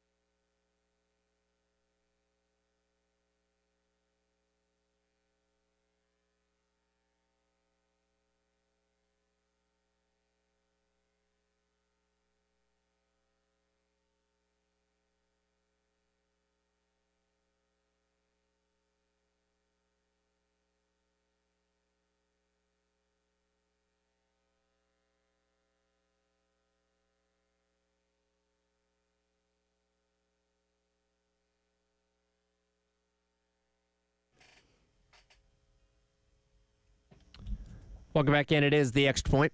Tyler Head and Sam Shapiro along with you here on your Monday on the game. Quickly hit our Who Sprung a Leak, brought to you by our friends over at American Leak Detection. Mentioned this a moment ago that Auburn losing in the semifinals to Tennessee, 70-65 in the SEC tournament on Saturday. Spring a bit of a leak there, whether by design for getting themselves an extra day of rest or just the fact that Tennessee did end up outplaying them in that game, and again, sending Auburn into the NCAA tournament, having lost 3 out of their last 4, of course, with a team that does not have the best track record as of late when it comes to deep tournament runs. Speaking of track records, Aaron Rodgers has got a bit of a track record himself. Perhaps the biggest name that's still floating out there in NFL free agency is it's very clear he wants to continue to play. Where he's going to land becomes the biggest question. We've heard of the Giants, we've heard the Steelers, now the Vikings being thrown in there as well as potential landing spot for old Aaron Rodgers. Yeah, I didn't know he was so spent on trying to become Brett Favre 2.0, now playing for the Packers and the Jets, but he would very much complete that trifecta if he also played for the Vikings. Great, quarterback. I would say they do a very good job, making quarterbacks look great. I think Kirk Cousins is a prime example of that. Not that he's a bad quarterback, but definitely, the Viking system catered to, making him look a lot better than he actually, may be. But I think it could be a good fit for him potentially. I just don't know if it's the best move for Minnesota, with J.J. McCarthy getting over that ACL injury. For one, I think it'd be hilarious if he truly did complete the Brett Favre story arc of going from the Packers to the Jets and then eventually to the Vikings. But I'm with you. I don't think that's the most advantageous. And again, when it comes to the likelihood, it seems like the Vikings are the lowest on the totem pole from everything I've read, but still a possibility nonetheless.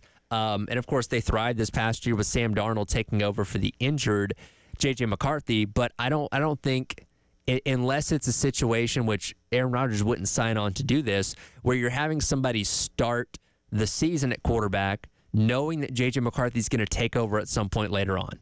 Like, Aaron Rodgers is not going to do that. And again, McCarthy's coming off an injury, but all indications were going into last season, he had the job.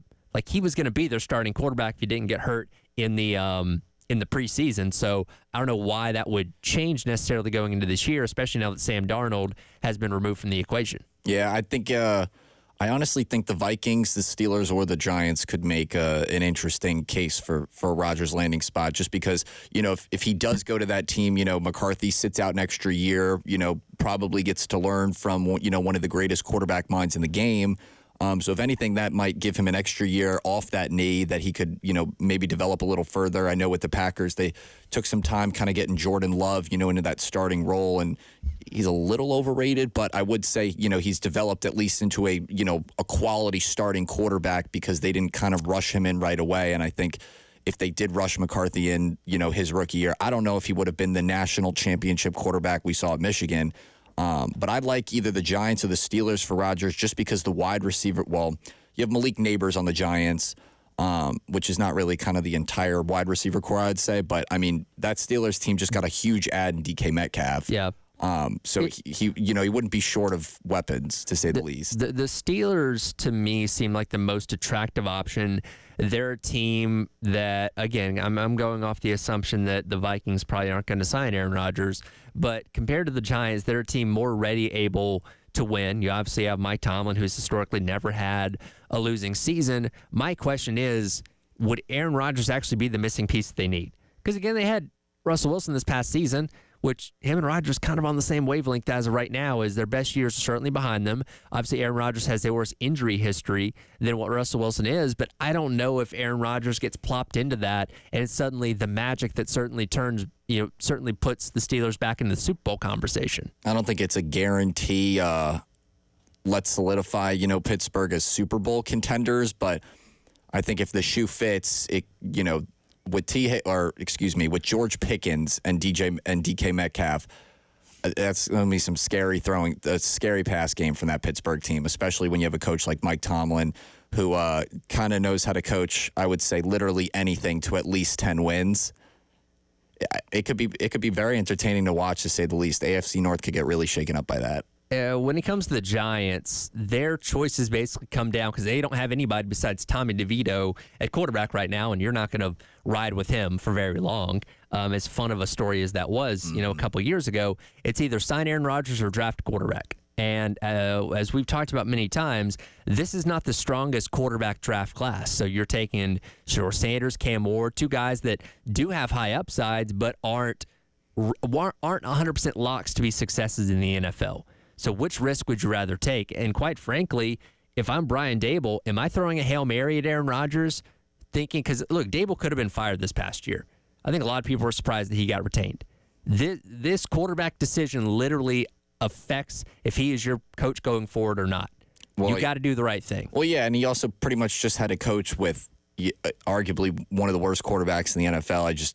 I don't think Daniel Jones is, in terms of a passer, I don't think he's very talented. I think athletically he has talent, and he showed that off a lot with his legs. He can definitely make plays, but that team really, really needs a quarterback. And I also think Aaron Rodgers wanted to stay in New York. One of the first teams I saw him kind of mention was the Giants, and that honestly really seems like a great if the shoe fits. I think he would turn Malik Neighbors into a top 5 wide receiver in the NFL if, the shoe did in fact fit. And is he guaranteed to do that though?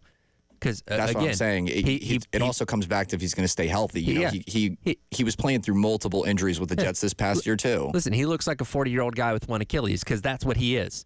You know what I mean? So I don't think he's suddenly going to come in and say, okay, well that means Malik Neighbors is going to be a top 5 receiver in the NFL all of a sudden. Because I don't, and especially with the Giants' offensive line, which is not good, which was a problem with the Jets as well. Like, there's no guarantee there. Yeah, there's no guarantee, but. We did see, little inklings with Garrett Wilson, and we did see, a few games with Devontae Adams where they did put on a show. Garrett Wilson arguably had, one of the best catches of the year against the Texans. But unfortunately, that was kind of just a blip in the entire season. It wasn't really either most of it or half of it, really. So, I think if he could show maybe more inklings of that, I don't know. I just thought it was interesting that he wanted to stay in New York, and the other team in New York also desperately needs a quarterback. Yep. If the Giants are going to draft somebody, I'd go Cam Ward. Which, again, a lot of athleticism, but he's not as polished as maybe some other quarterbacks coming out. He had some issues when it came to putting the ball in harm's way. So I don't know if he's your definite answer there. You know what I mean? So, again, you're taking a risk either way, I feel like. And I guess the Giants don't have much to lose at this point, right? Yeah. No, Shedeur is not the worst pick in the world, but I think when you're Deion Sanders' kid, it's very your ego is a hot air balloon compared to, maybe a balloon. It's going to be interesting to see what happens for sure as we see what Aaron Rodgers ultimately decides on when it comes to where he plays in 2025. We'll get back into the March Madness conversation coming up in just a second. But a reminder, coming up next Friday, March 28th, we are back out at Charwood Golf Club in West Columbia for the game, 107.5 The Game Spring Golf Classic this year in partnership with the Lexington County Gamecock Club. You can sign up and secure your foursome today at 803-755-2000. We're going to bring back the par 5 golf ball cannon. Going to be giving away baseball and football season tickets to lucky winners. And our special guest, Basketball Hall of Famer and former Gamecock great Alex English, going to be hanging out there as well. So, again, come join us Friday, March 28th. Sign up with Charwood Golf Club at 803-755-2000. Cinderellas are getting ready to be learned in these next couple days. Who are we going to hitch our wagon to as the Cinderellas this year? We'll discuss coming up next. It is the Extra Point. Tyler Head and Sam Shapiro on your Monday here on The Game.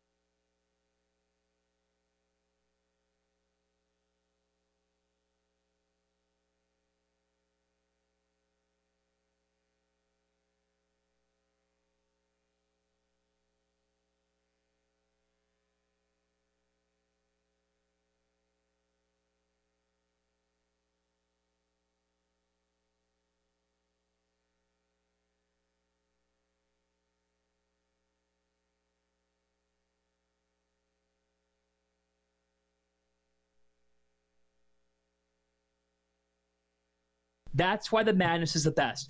It's nonstop, you looking, going from True TV to TNT to TBS to CBS and saying, what the hell is going on right now in my life? It really is. And then you get your Jack Golkeys involved. You get your magical moments like that. It really is the best event of that. You wake up a day, you wake up on a sports day, and it's a glorious day. But by the end of the day, you are saying someone's name that you didn't know existed at the beginning of the day.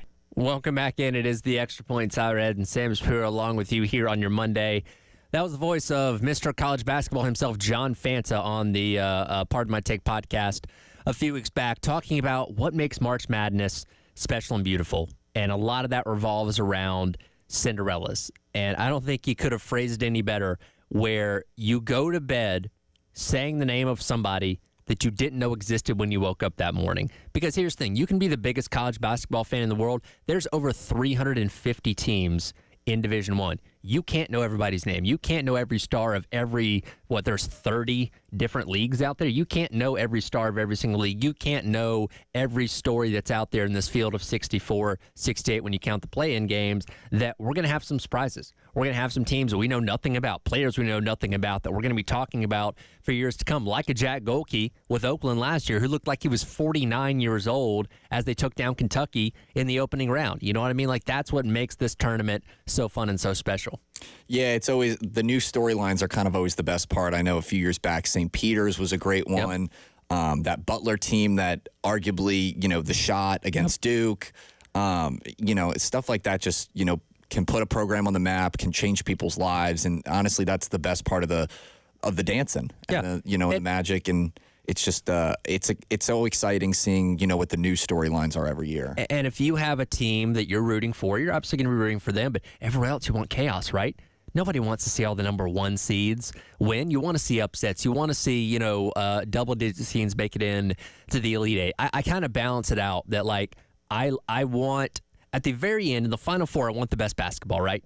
I want higher seeds to be playing in the Final Four, playing for the national championship. But man, give me 2 or 3 Cinderellas in the Elite Eight. You know what I mean? Like, give me a story that I can follow for the deep run of the tournament. Because again, the March Madness tournament is an opportunity to tell so many different stories, to learn about so many teams and players that we otherwise would never hear or really care about until they're making these kind of runs. And hopefully we get to see some of that this year as well. Yeah, give me a Robert Morris over Alabama, or Omaha over well, maybe not St. John's. I'm a little biased with the New York ties, but it's always kind of funny and interesting seeing that the lower seed kind of knock off the top seed, because you're just like, and 40% of the brackets are officially in the garbage. Well, and with UMBC, beating Virginia as the 16-1 back in 2018. Yes. Nothing seems impossible anymore, because for the longest time it's like, well, of course the number one seeds are going to make it through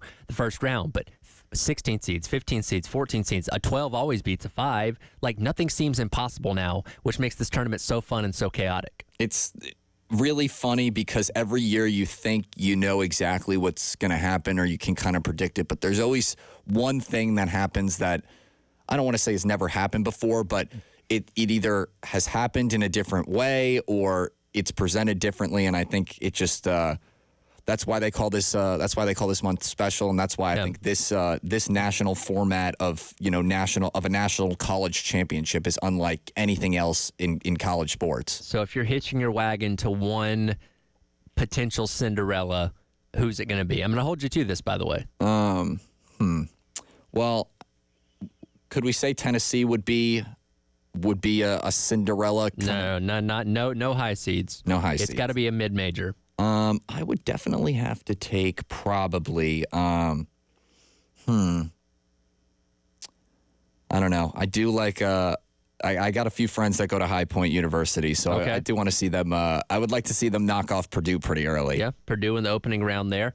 That's a good one. I'm going to go with Drake, 11 seed, taking on Missouri in the opening round. They're the number one defense in all of college basketball, even better than Houston. I feel like physical mid-major defenses can go a long way in this tournament, and I'm going to hitch my wagon to the Drake Bulldogs. Didn't they only lose, I think, like 3 or 5 games this year? It wasn't many. Yeah, they're a good team. And they're always in the hunt, too. This is their third straight tournament. Yeah, because they made the first 4 I think it was 2 years ago or last year. Mm-hmm. They're always an exciting team to watch, so that should be a good team to check out. That's my Cinderella to follow this month, though. Going to be fun. By the time you get in here next week, we'll have whittled things down to the Sweet 16. We'll be dancing. That's right. Look forward to that. It's been the Extra Point. Coming up next, Gamecock Central Takeover Hour presented by Firehouse Subs here in the game.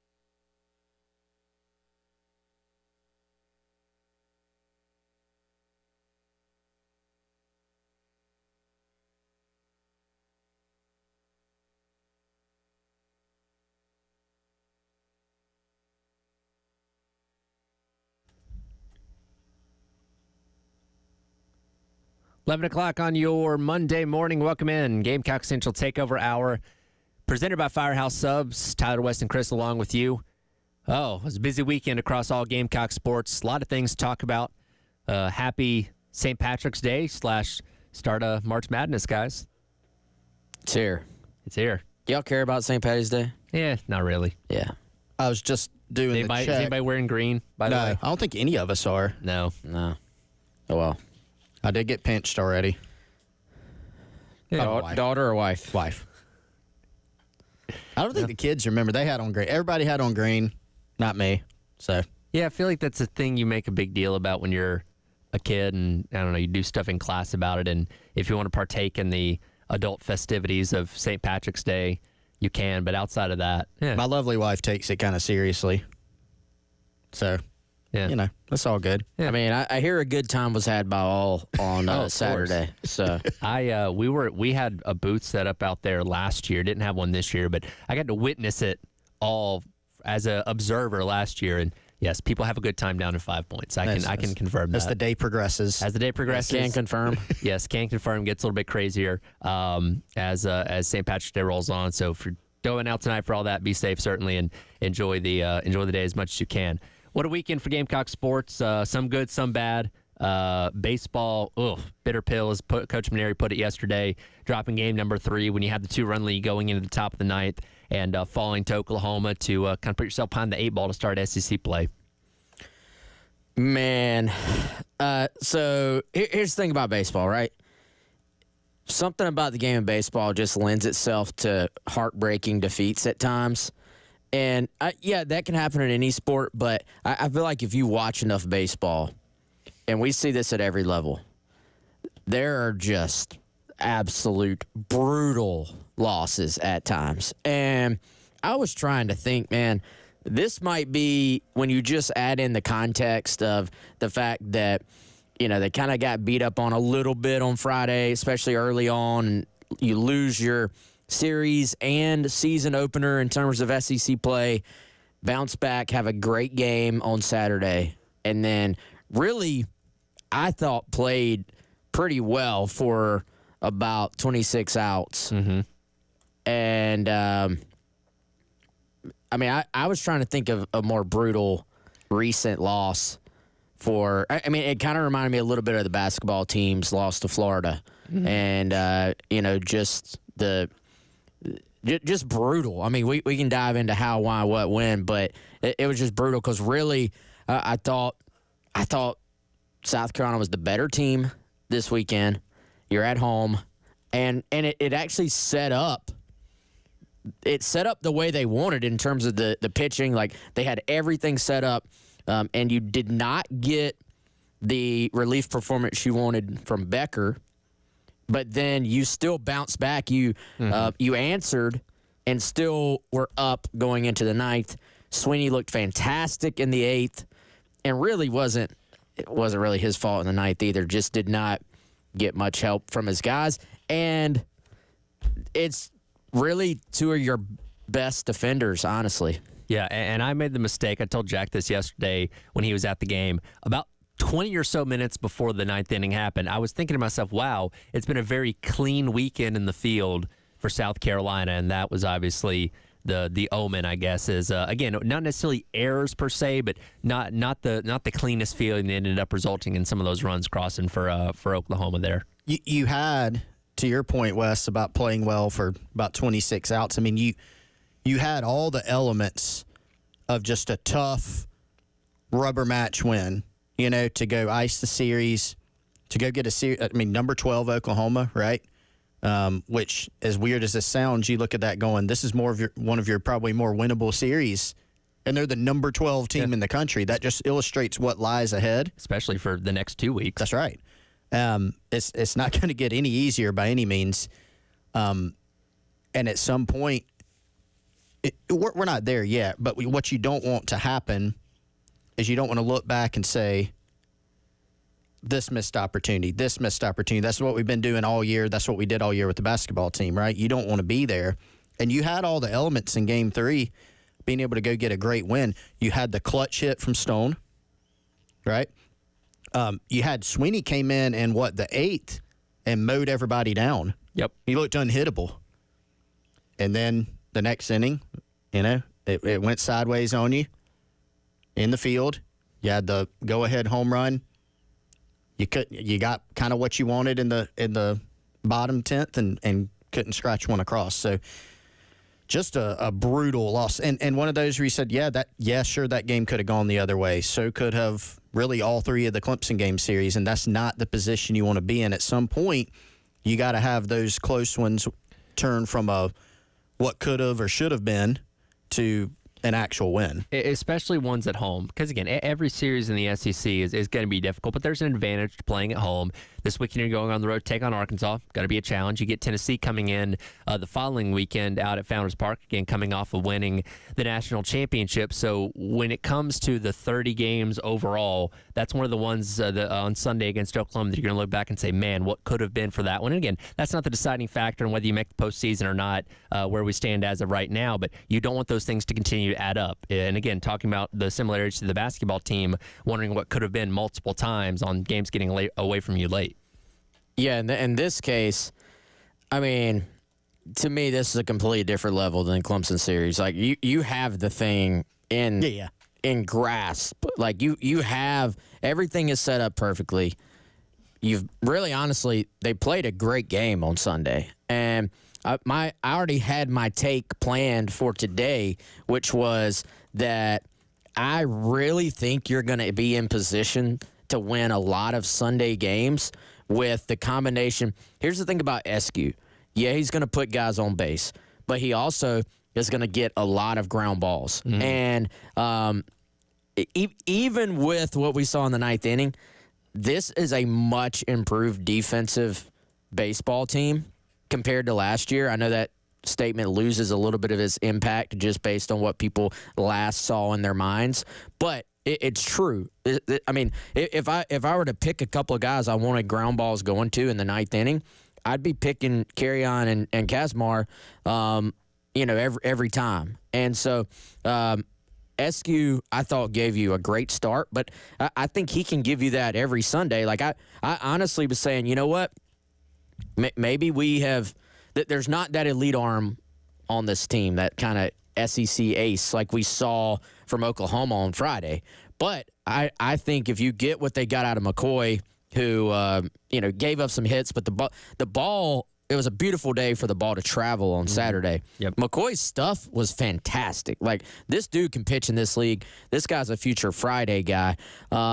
If you have what he brings you on Saturday, and then you can get that out of Eskew with a different defense playing behind him than we saw last year, I was going, you know what? Maybe this team can win a few more SEC series than we thought, certainly than we even thought on Friday, the way it kind of started out. But, man, this is just one of those baseball games that if South Carolina does not steal one and sort of the baseball gods, so to speak, even it out for them, where we're watching a game where we say, man, South Carolina should not have won that game, and it kind of flips, this game will haunt them probably for the rest of the season. But I thought at one point when, they got the ball that kind of kicked off the umpire, like hit the glove of the pitcher, kicked off the umpire, and you go, there's their break, right? Sure. Like I thought it was kind of evening it out for them. I thought a team that has not had some things go their way, has, scuffled a little bit. Like, there's always a combination, especially in baseball, and especially when you're playing great competition. There's going to be a lot of things in your control. There's going to be some things out of your control. And for one of the, like, yes, you put the ball in play there. That's step one. And you had something good happen for you, I thought that was going to be one of those where we look back on it and said, yeah, they called a break there. But ultimately, didn't go their way. And, man, just such a brutal loss because, like you said, Wes, you had all the elements that you wanted there. When that ball was hit to Kazmar or Carrion, I'm going, this play will get made. And it just didn't. And I don't know if you can really put your finger on why. There's some, this team's cleaned up some things. I think they've been better than it probably we expected from a pitching standpoint. Can they take the next step and kind of learn how to close one of these out? Yeah, I just looked at it like everybody has seen a team have that inning where like errors and misplays are kind of, you talk about hitting being contagious, but also errors and misplays can be contagious as well. And I think this was just the worst time for that to happen. Like you can be the best defender in the world. You're gonna boot a ball from time to time. You're gonna make a mistake. And it just so happened that for Carolina, they kind of had one of those implosion innings at the exact wrong time. And, so they ruled the backhand to Kazmar a hit, right? Yeah, but then the other, and I think the ball to carry on, I'd love to hear his take. I think it probably kicked off of that lip of the infield a little bit. I think Grayson Griner mentioned that. It's a play he probably, we've seen him play great defense. That's a play he probably makes 98 out of 100 times, and this was just the time that he didn't. I don't know what happened on the play where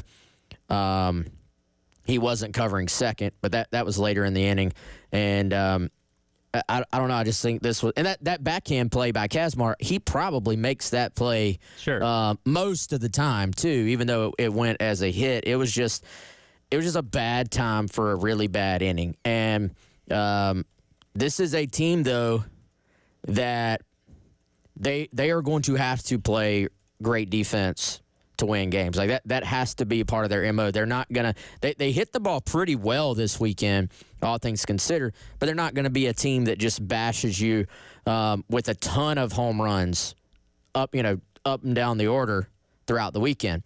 They're going to have to play some small ball from time to time. They're going to have to play great defense. They have to get clutch hits. I thought Maneri had a good point though yesterday.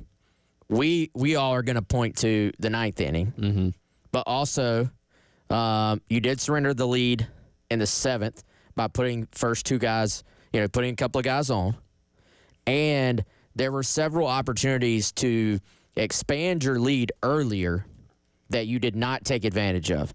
And in baseball, typically, if you don't take advantage of those opportunities, you allow the other team to stay in the game.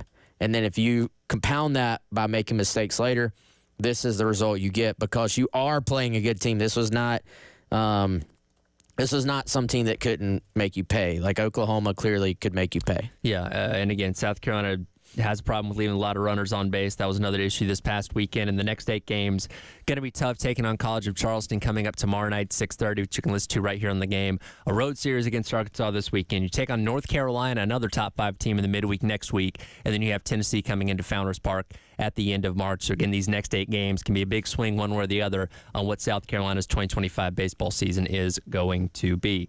Also, last night we got the reveal of the men's and women's NCAA tournament brackets, as well as South Carolina men deciding not to play anymore. We'll dive into that coming up next. It is the Gamecock Central Takeover Hour presented by Firehouse Subs. Tyler West and Chris on your Monday here on the game.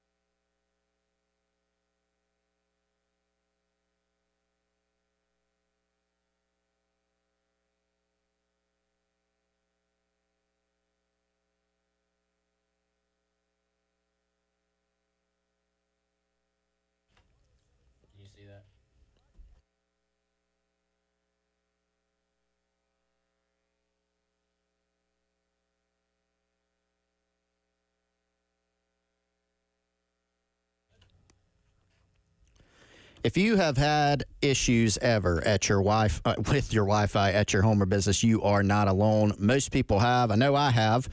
And many times, issues with Wi-Fi are caused by an old router and an old modem or an aging Wi-Fi network. Things have changed. There's demanding standards today with so many people on Wi-Fi.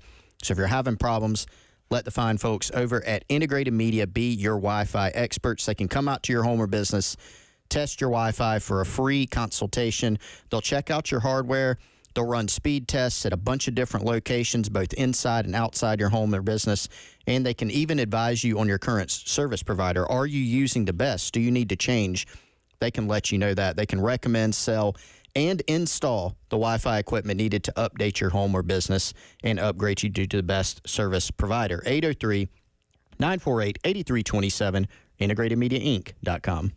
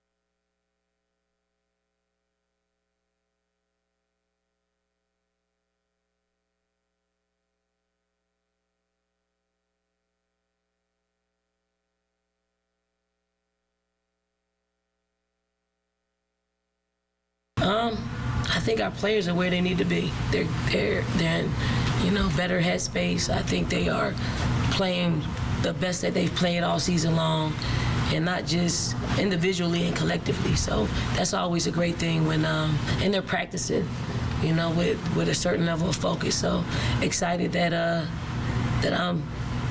get to coach them. Welcome back in Gamecock Central Takeover Hour presented by Firehouse Subs. Tyler West and Chris along with you on your Monday.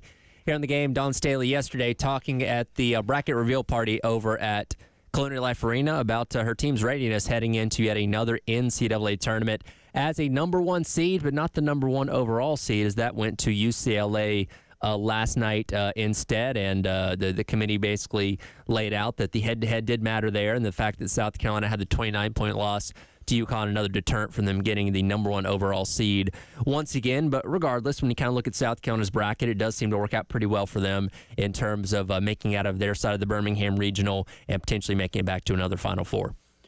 Yeah, I think this is a good bracket for Carolina. I certainly understand Don Staley's point, though, which is that, hey, they put together a schedule to where if you performed well in the schedule, that you would expect to be not just a 1 seed, but the number 1 overall seed. And when you look at how they finished the year, obviously, you know, I feel like that UConn game, they're being a little bit judged on a bad day, probably more harshly than most any other team ever gets judged on one basketball game. I think we play a full season for a reason. And, you know, yes, UCLA does have the head-to-head, but South Carolina has more quad 1 victories. And that game was played on their floor and basically a year ago in basketball terms. So I get the head-to-head. I understand it, but really based on what Charlie Cream, who I thought was kind of the guy when it comes to this stuff, based on what he was saying, it looked to me like South Carolina was going to be the number 1 overall seed. Also, they had a higher net ranking and toughest schedule in the country. So that being said, I think that's a good conversation for, you know, maybe a good 12 hours after the announcement. But at this point, you turn your head and get ready for your opponents. And in that case, I think it's a pretty good matchup overall for the Gamecocks when you kind of look at how this thing plays out. And potentially some rematches in the Final Four actually on both sides if everybody keeps winning. Yeah, they kept rolling out 1 seeds, 2 seeds, 3 seeds, and you're like, Carolina's played that team, they played that team, they played that team, and usually won, right? I mean, there were 5 teams that were thought to be in the mix for 1 seeds, and Carolina had literally played all of them, you know? The exception of Southern Cal. Yes, except for Southern Cal, you're right. They played 4 of the 5, sorry. And UCLA has only lost to Southern Cal, right? Twice. Yep. This season. That's their only 2 losses. So, I mean, I get, honestly, I can see both sides where you go, okay, they have a home loss to UConn, who's obviously really good. And that was a sizable loss. And then UCLA only has 2 losses to another really good team in Southern Cal. Which they avenged in the Big Ten Championship. Yes. They have the head-to-head. Like, I can get it. It's not the worst argument in the world. If you're South Carolina, I see their argument too. When you schedule like they do, it would have been absolutely incredible to get through unscathed, you know, in that, with that schedule. I mean, just would have been incredible. So they still got a pretty good draw. I think we got pretty much what we expected, you know, mostly the seeding out. By the way, Charlie Cream nailed all 68 teams. Apparently. You would think he'd be on the committee, right? Do y'all think he's got some kind of like... Oh, yeah, they got sources. Yeah. They have. You can't just guess based on the resume. Well, you can... There are a lot of metrics that bake into it. You can figure out to a degree. And like, let's look at it this way. I feel like for a team of 68, you could probably safely figure out I don't know, a good close to half of them based on AQs and, or not AQs, but at-large teams that you figure are going to get in from the big conferences. And again, who knows what's going to happen with the mid-majors and all that kind of stuff with their conference championships. But you really start kind of splitting hairs when you get down to the last couple, which would probably be the hardest. But good on him for nailing all 68. Yeah, and by the way, another thing that stood out to me, Notre Dame dropped all the way to a 3 seed. Yeah. And they were a 1 when the NCAA first put out its sort of here's where things stand update. And they go all the way to a 3, which I was a little bit surprised about. But I'm going to lean on Chris Wellbaum here. He sort of believes, even with South Carolina not being the number 1 overall seed, they may have gotten a better draw. For one, they got a lot of the things they would have wanted, which is obviously to play in Birmingham, which means you're not going across the country. although it does feel like it if you're driving there. And then they're going to play on Friday and Sunday, which, I think helps from a scheduling standpoint. And then in terms of teams you could match up with, he says Utah and Indiana fit the mold of a dangerous 8-9 team, but no more than any usual 8-9. South Carolina demolished number 2 Duke this season. They smashed North Carolina last season in the tournament. 4 seed on their side. Maryland has struggled a good bit the last month or so. And you look at UCLA, they are on the same side as NC State, who we know actually has kind of become, I would say, one of the better, more consistent teams out there the last few seasons. They have LSU on their side, who beat UCLA last year, and an improving number 4 Baylor on that side as well. So the potential matchups to get you to the Final Four and then, obviously to try to win a championship may be set up a little bit better for South Carolina. He also points out the Gamecocks cannot face UCLA, UConn, or Southern Cal until the championship game. That's right. So pretty good path. And they're, if everybody wins out, their Final Four would be Texas as the other number 1 seed in the Birmingham side of things.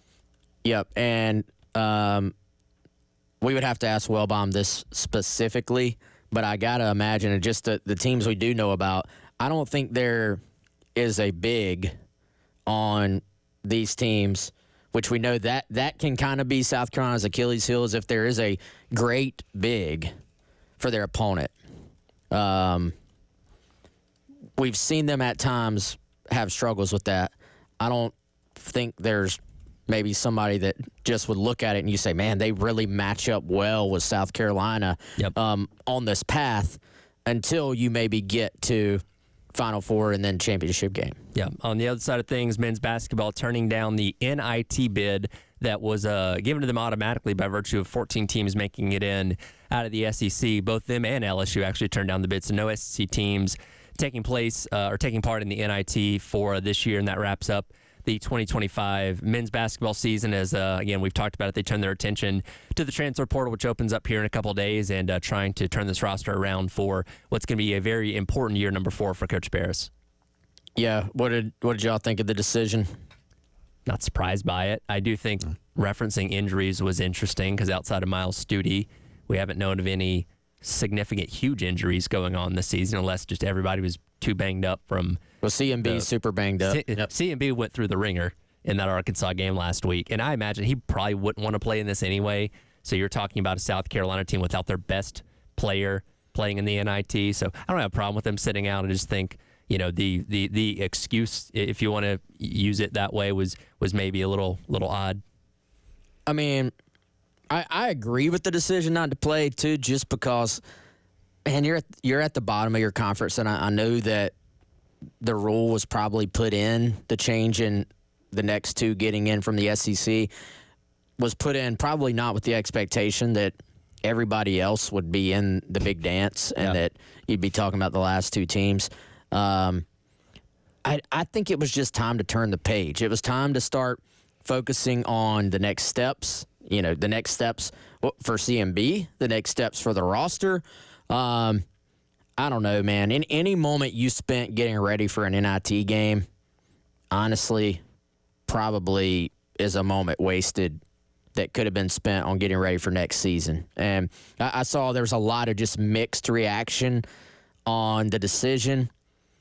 I think I would have made the same decision if it was me, honestly. Yeah, so now they turn their attention to next season. Again, portal opening up here in a week as they look to build and improve on what happened from this past year.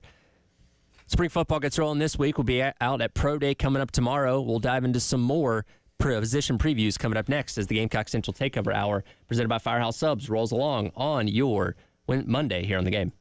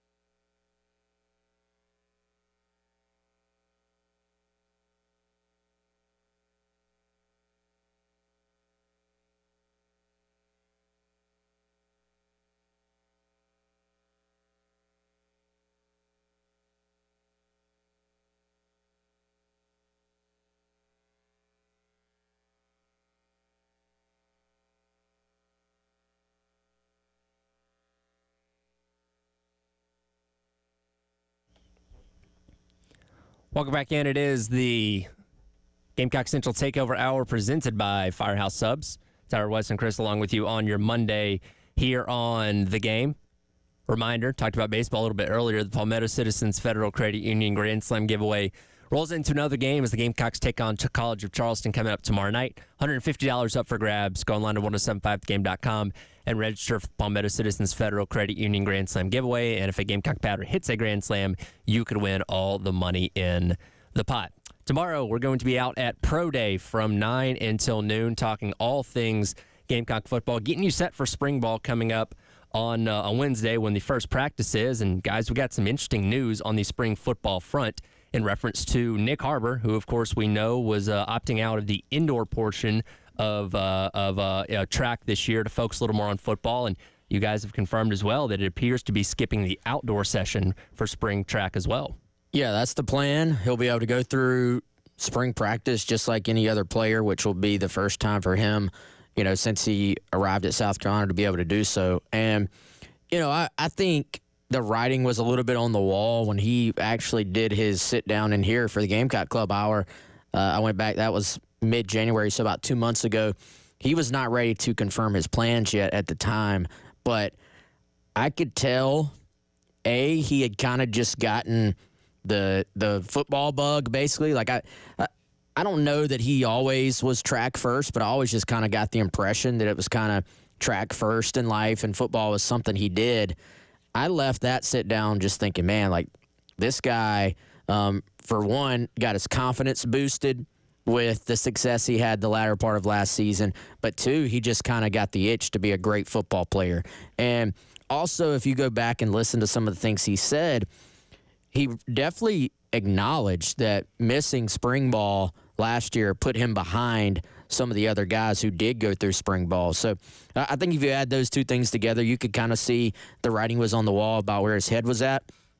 But thinking that and then following through with it, and truly as a guy who's been a viral sensation for what he's done on the track, to truly make that decision, it's probably pretty tough to do, but I think it's going to pay off for him, obviously on the football side immensely, because we already saw the progress he made just by going through preseason last year and getting into some actual games. So what does that mean for him in terms of actually going through a full spring practice? I think it could be huge. Yeah, I was just thinking back all the way to when Nick was getting recruited in high school, and it was, like you said, Wes, at that point, you just got the sense track was super important. I remember the way he put it when I went up to D.C. to visit with him was 1/3, and I wish I could remember which one he said first, 1/3 football, 1/3 track, 1/3 academics. That's how he put it. All those things being even, which is a good way to put it. And it was pretty clear that was going to be a huge component for him. But you think about, he played in the Under Armour All-America game, and I remember Charles Power from On 3 telling us, like, you can tell this guy is not as seasoned, as experienced at the wide receiver position as a lot of the other guys in here. I mean, you think about that game, it's the best high school receivers in the country for the most part playing in that game, and Nick still looked the part. But we all knew coming here he was going to have a bigger learning curve than most for a couple reasons. One, he is a guy that was splitting his time between the two sports. And two, he had not played wide receiver his entire life. This was a tight end, defensive end, linebacker, limited experience playing wide receiver. Now, you slap 5 stars by his name and you say, hey, he's 6'5", and runs like, 10-1 in the 100, whatever it is, insane times. People are going to say, okay, he should be an All-American year one. And everybody, including Shane Beamer, tried to temper that down. But you've seen, even in 2 years, you've seen the progression. What Nick Harbor was midway through last season, the end of last season, compared to what he was as a receiver when he got here, you can see it. When you take track out of it, that, lets you get more and more reps, be fully devoted to the game of football. And I agree with you, Wes, just like talking to some other people, too. I remember Jared Brown, who's in his same wide receiver room. When we talked to Jared for the Gamecock Club Hour recently, he was like, you can tell Nick wants to be great. And I think he just caught that bug and was like, look, I know I love track, But I know to take the next step as a football player, I've got to be football only. Well, and that was the concern, as we saw him progress towards the end of last season, is, man, you want to see that be negated, where he's almost kind of back to square one coming in late summer or early fall, camp like he did a season ago. And again, it helps that this isn't an Olympic year because, again, he had aspirations of running the Olympics a year ago and didn't come all that far away from accomplishing those goals. And we'll have the opportunity to do that again in a couple years. But in these couple down years in between them, there's plenty of world events and all those kind of things that you can certainly compete for too. This is the prime opportunity to jump on football, get the most out of it you can. Because again, if he goes on and has a monster year, he could get drafted next year. There was a quote from him in that same sit down that, looking back over it, stood out to me. And essentially he said, look, I didn't redshirt. I didn't have a COVID year. I didn't have an injury year. I'm a true 4-year college athlete. If I have a great year this year, this could be my final year in college. I could be a professional next year. Even if that doesn't happen, I've got 2 years left. Yeah. And I kind of took it as him sort of, and he's a very thoughtful kid anyway. I took it kind of as him maybe sitting down and being like, look, I've got 2 years left, but that time, the first 2 has already flown by.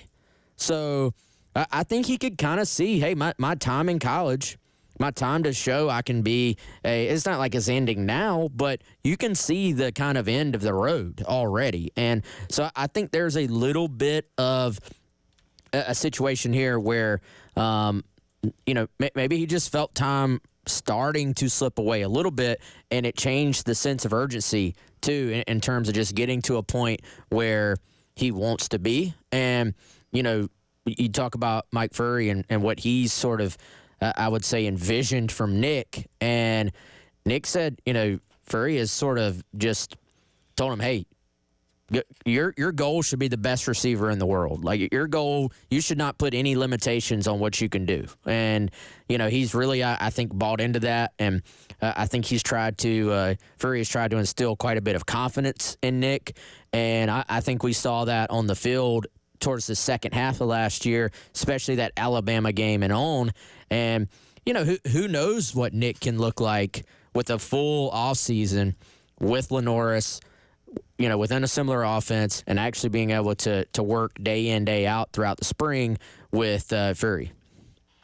Yeah, I mean, Furrey has shown that he can develop guys, and he's got the track record. He's an NFL player himself. He's been in the NFL. He knows what that looks like, and he's been very honest and very forthright, and not only with Nick, but just that room as a whole, right? I mean, Beamer was telling us about it last month, Wes, where he set a goal that, there's no reason we shouldn't have the best receiver room in the country. And so in order to do that, you got to have a collection of really good players. So Nick has shown us glimpses throughout.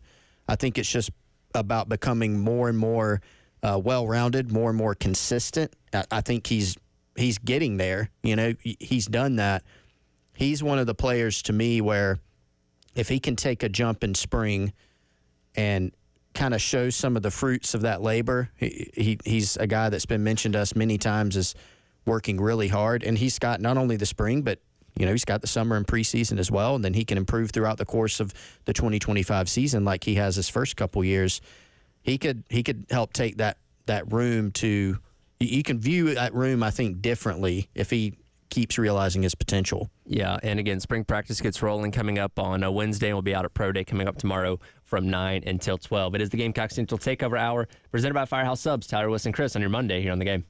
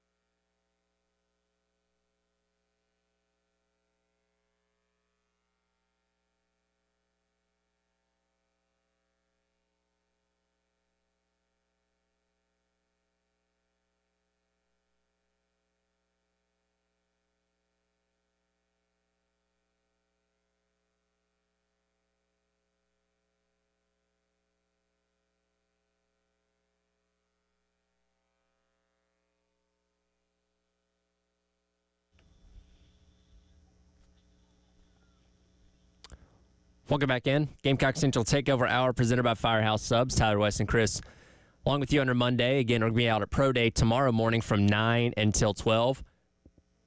Getting you set for spring practice again, which gets rolling coming up on Wednesday. In fact, about 40 minutes from now, we're going to hear from Coach Beamer previewing spring practice and answering questions ahead of the next month of Gamecock practice leading up to spring game coming up on April the 18th. Anything in particular that stands out to you that we might be able to hear from the coach today? I mean, I feel like the beginning of spring, you always maybe get one surprise or two. So we'll be on, ears up for that. Maybe an idea of what somebody I'm sure will ask Beamer, hey, what are you focused on this spring? I'll be curious to see, does he specifically talk about maybe any of his concerns for the team in terms of like top 2 or 3 things he needs to see change or happen this spring? I think will be fascinating. And then, of course, you always want to know what's the health of the group. Like, you're going to have guys get banged up in winter workouts. So, is there anybody that's going to miss spring that we're not aware of? Anybody that's banged up that's going to miss the start of spring? I think all those things will be maybe top of mind for me. Yeah, same for me. I go back to the health, too. Well, like any roster notes, right? Like any roster notes that are maybe not out there so far. I mean, Beamer West told us when we sat down that he was monitoring the possibility of a couple guys that may be limited, maybe, he didn't say out, right? But a couple health things that they were kind of keeping an eye on. Nothing serious, I don't think, on the injury front. So that's the biggest thing, And obviously we're in spring. We're not in preseason. Spring ball is typically a time where there's going to be some guys that are getting healthy from, something that happened even late last season or something that got banged up during workouts and conditioning. Taking it easy for a few guys so that they can rest and recover. You see that during spring. That's not atypical. So what does that look like? And I think just any guys that, we're going through a transition period here where college football players, they can do a lot more during workouts than they used to be able to do in terms of working with the staff, in terms of doing things that are, more football-centric, for lack of a better term, as opposed to just putting weight on their back, just out there running around. You can do things that are closer to football. They can do work on their own. So who do they feel good about?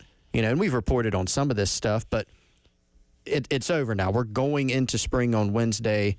We're going to get a lot more answers, I think, but how do they feel? What is he worried about? What does he feel really good about?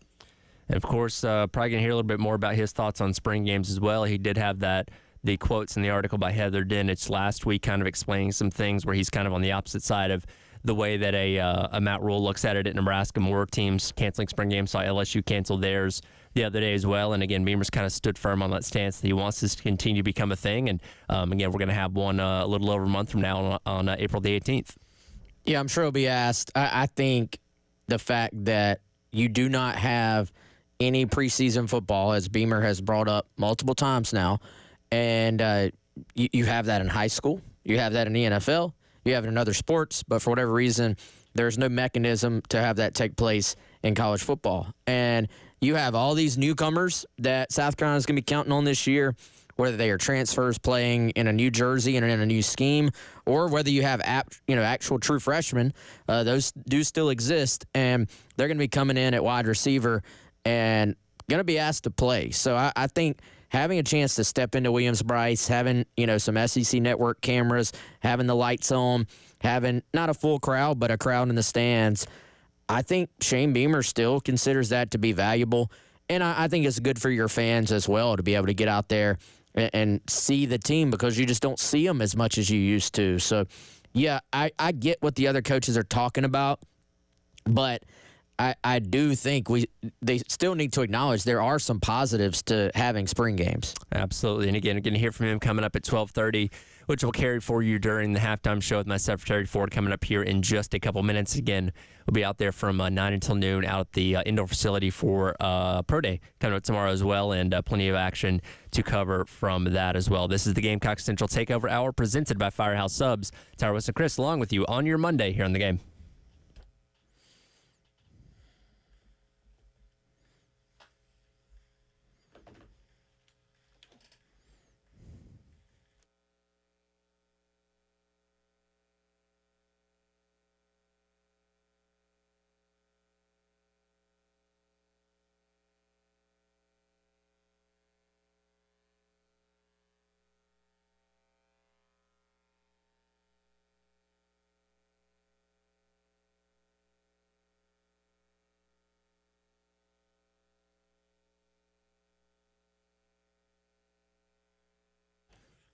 All right, guys, we got a couple of news sandwiches to tell you about from our friends over at Firehouse Subs.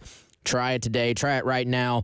The new Hot One Spicy Dill Hook and Ladder or the Zesty Garlic Hook and Ladder. We're going to be in person this Thursday at the Firehouse Subs on the USC campus to check them out. I've not tried them yet.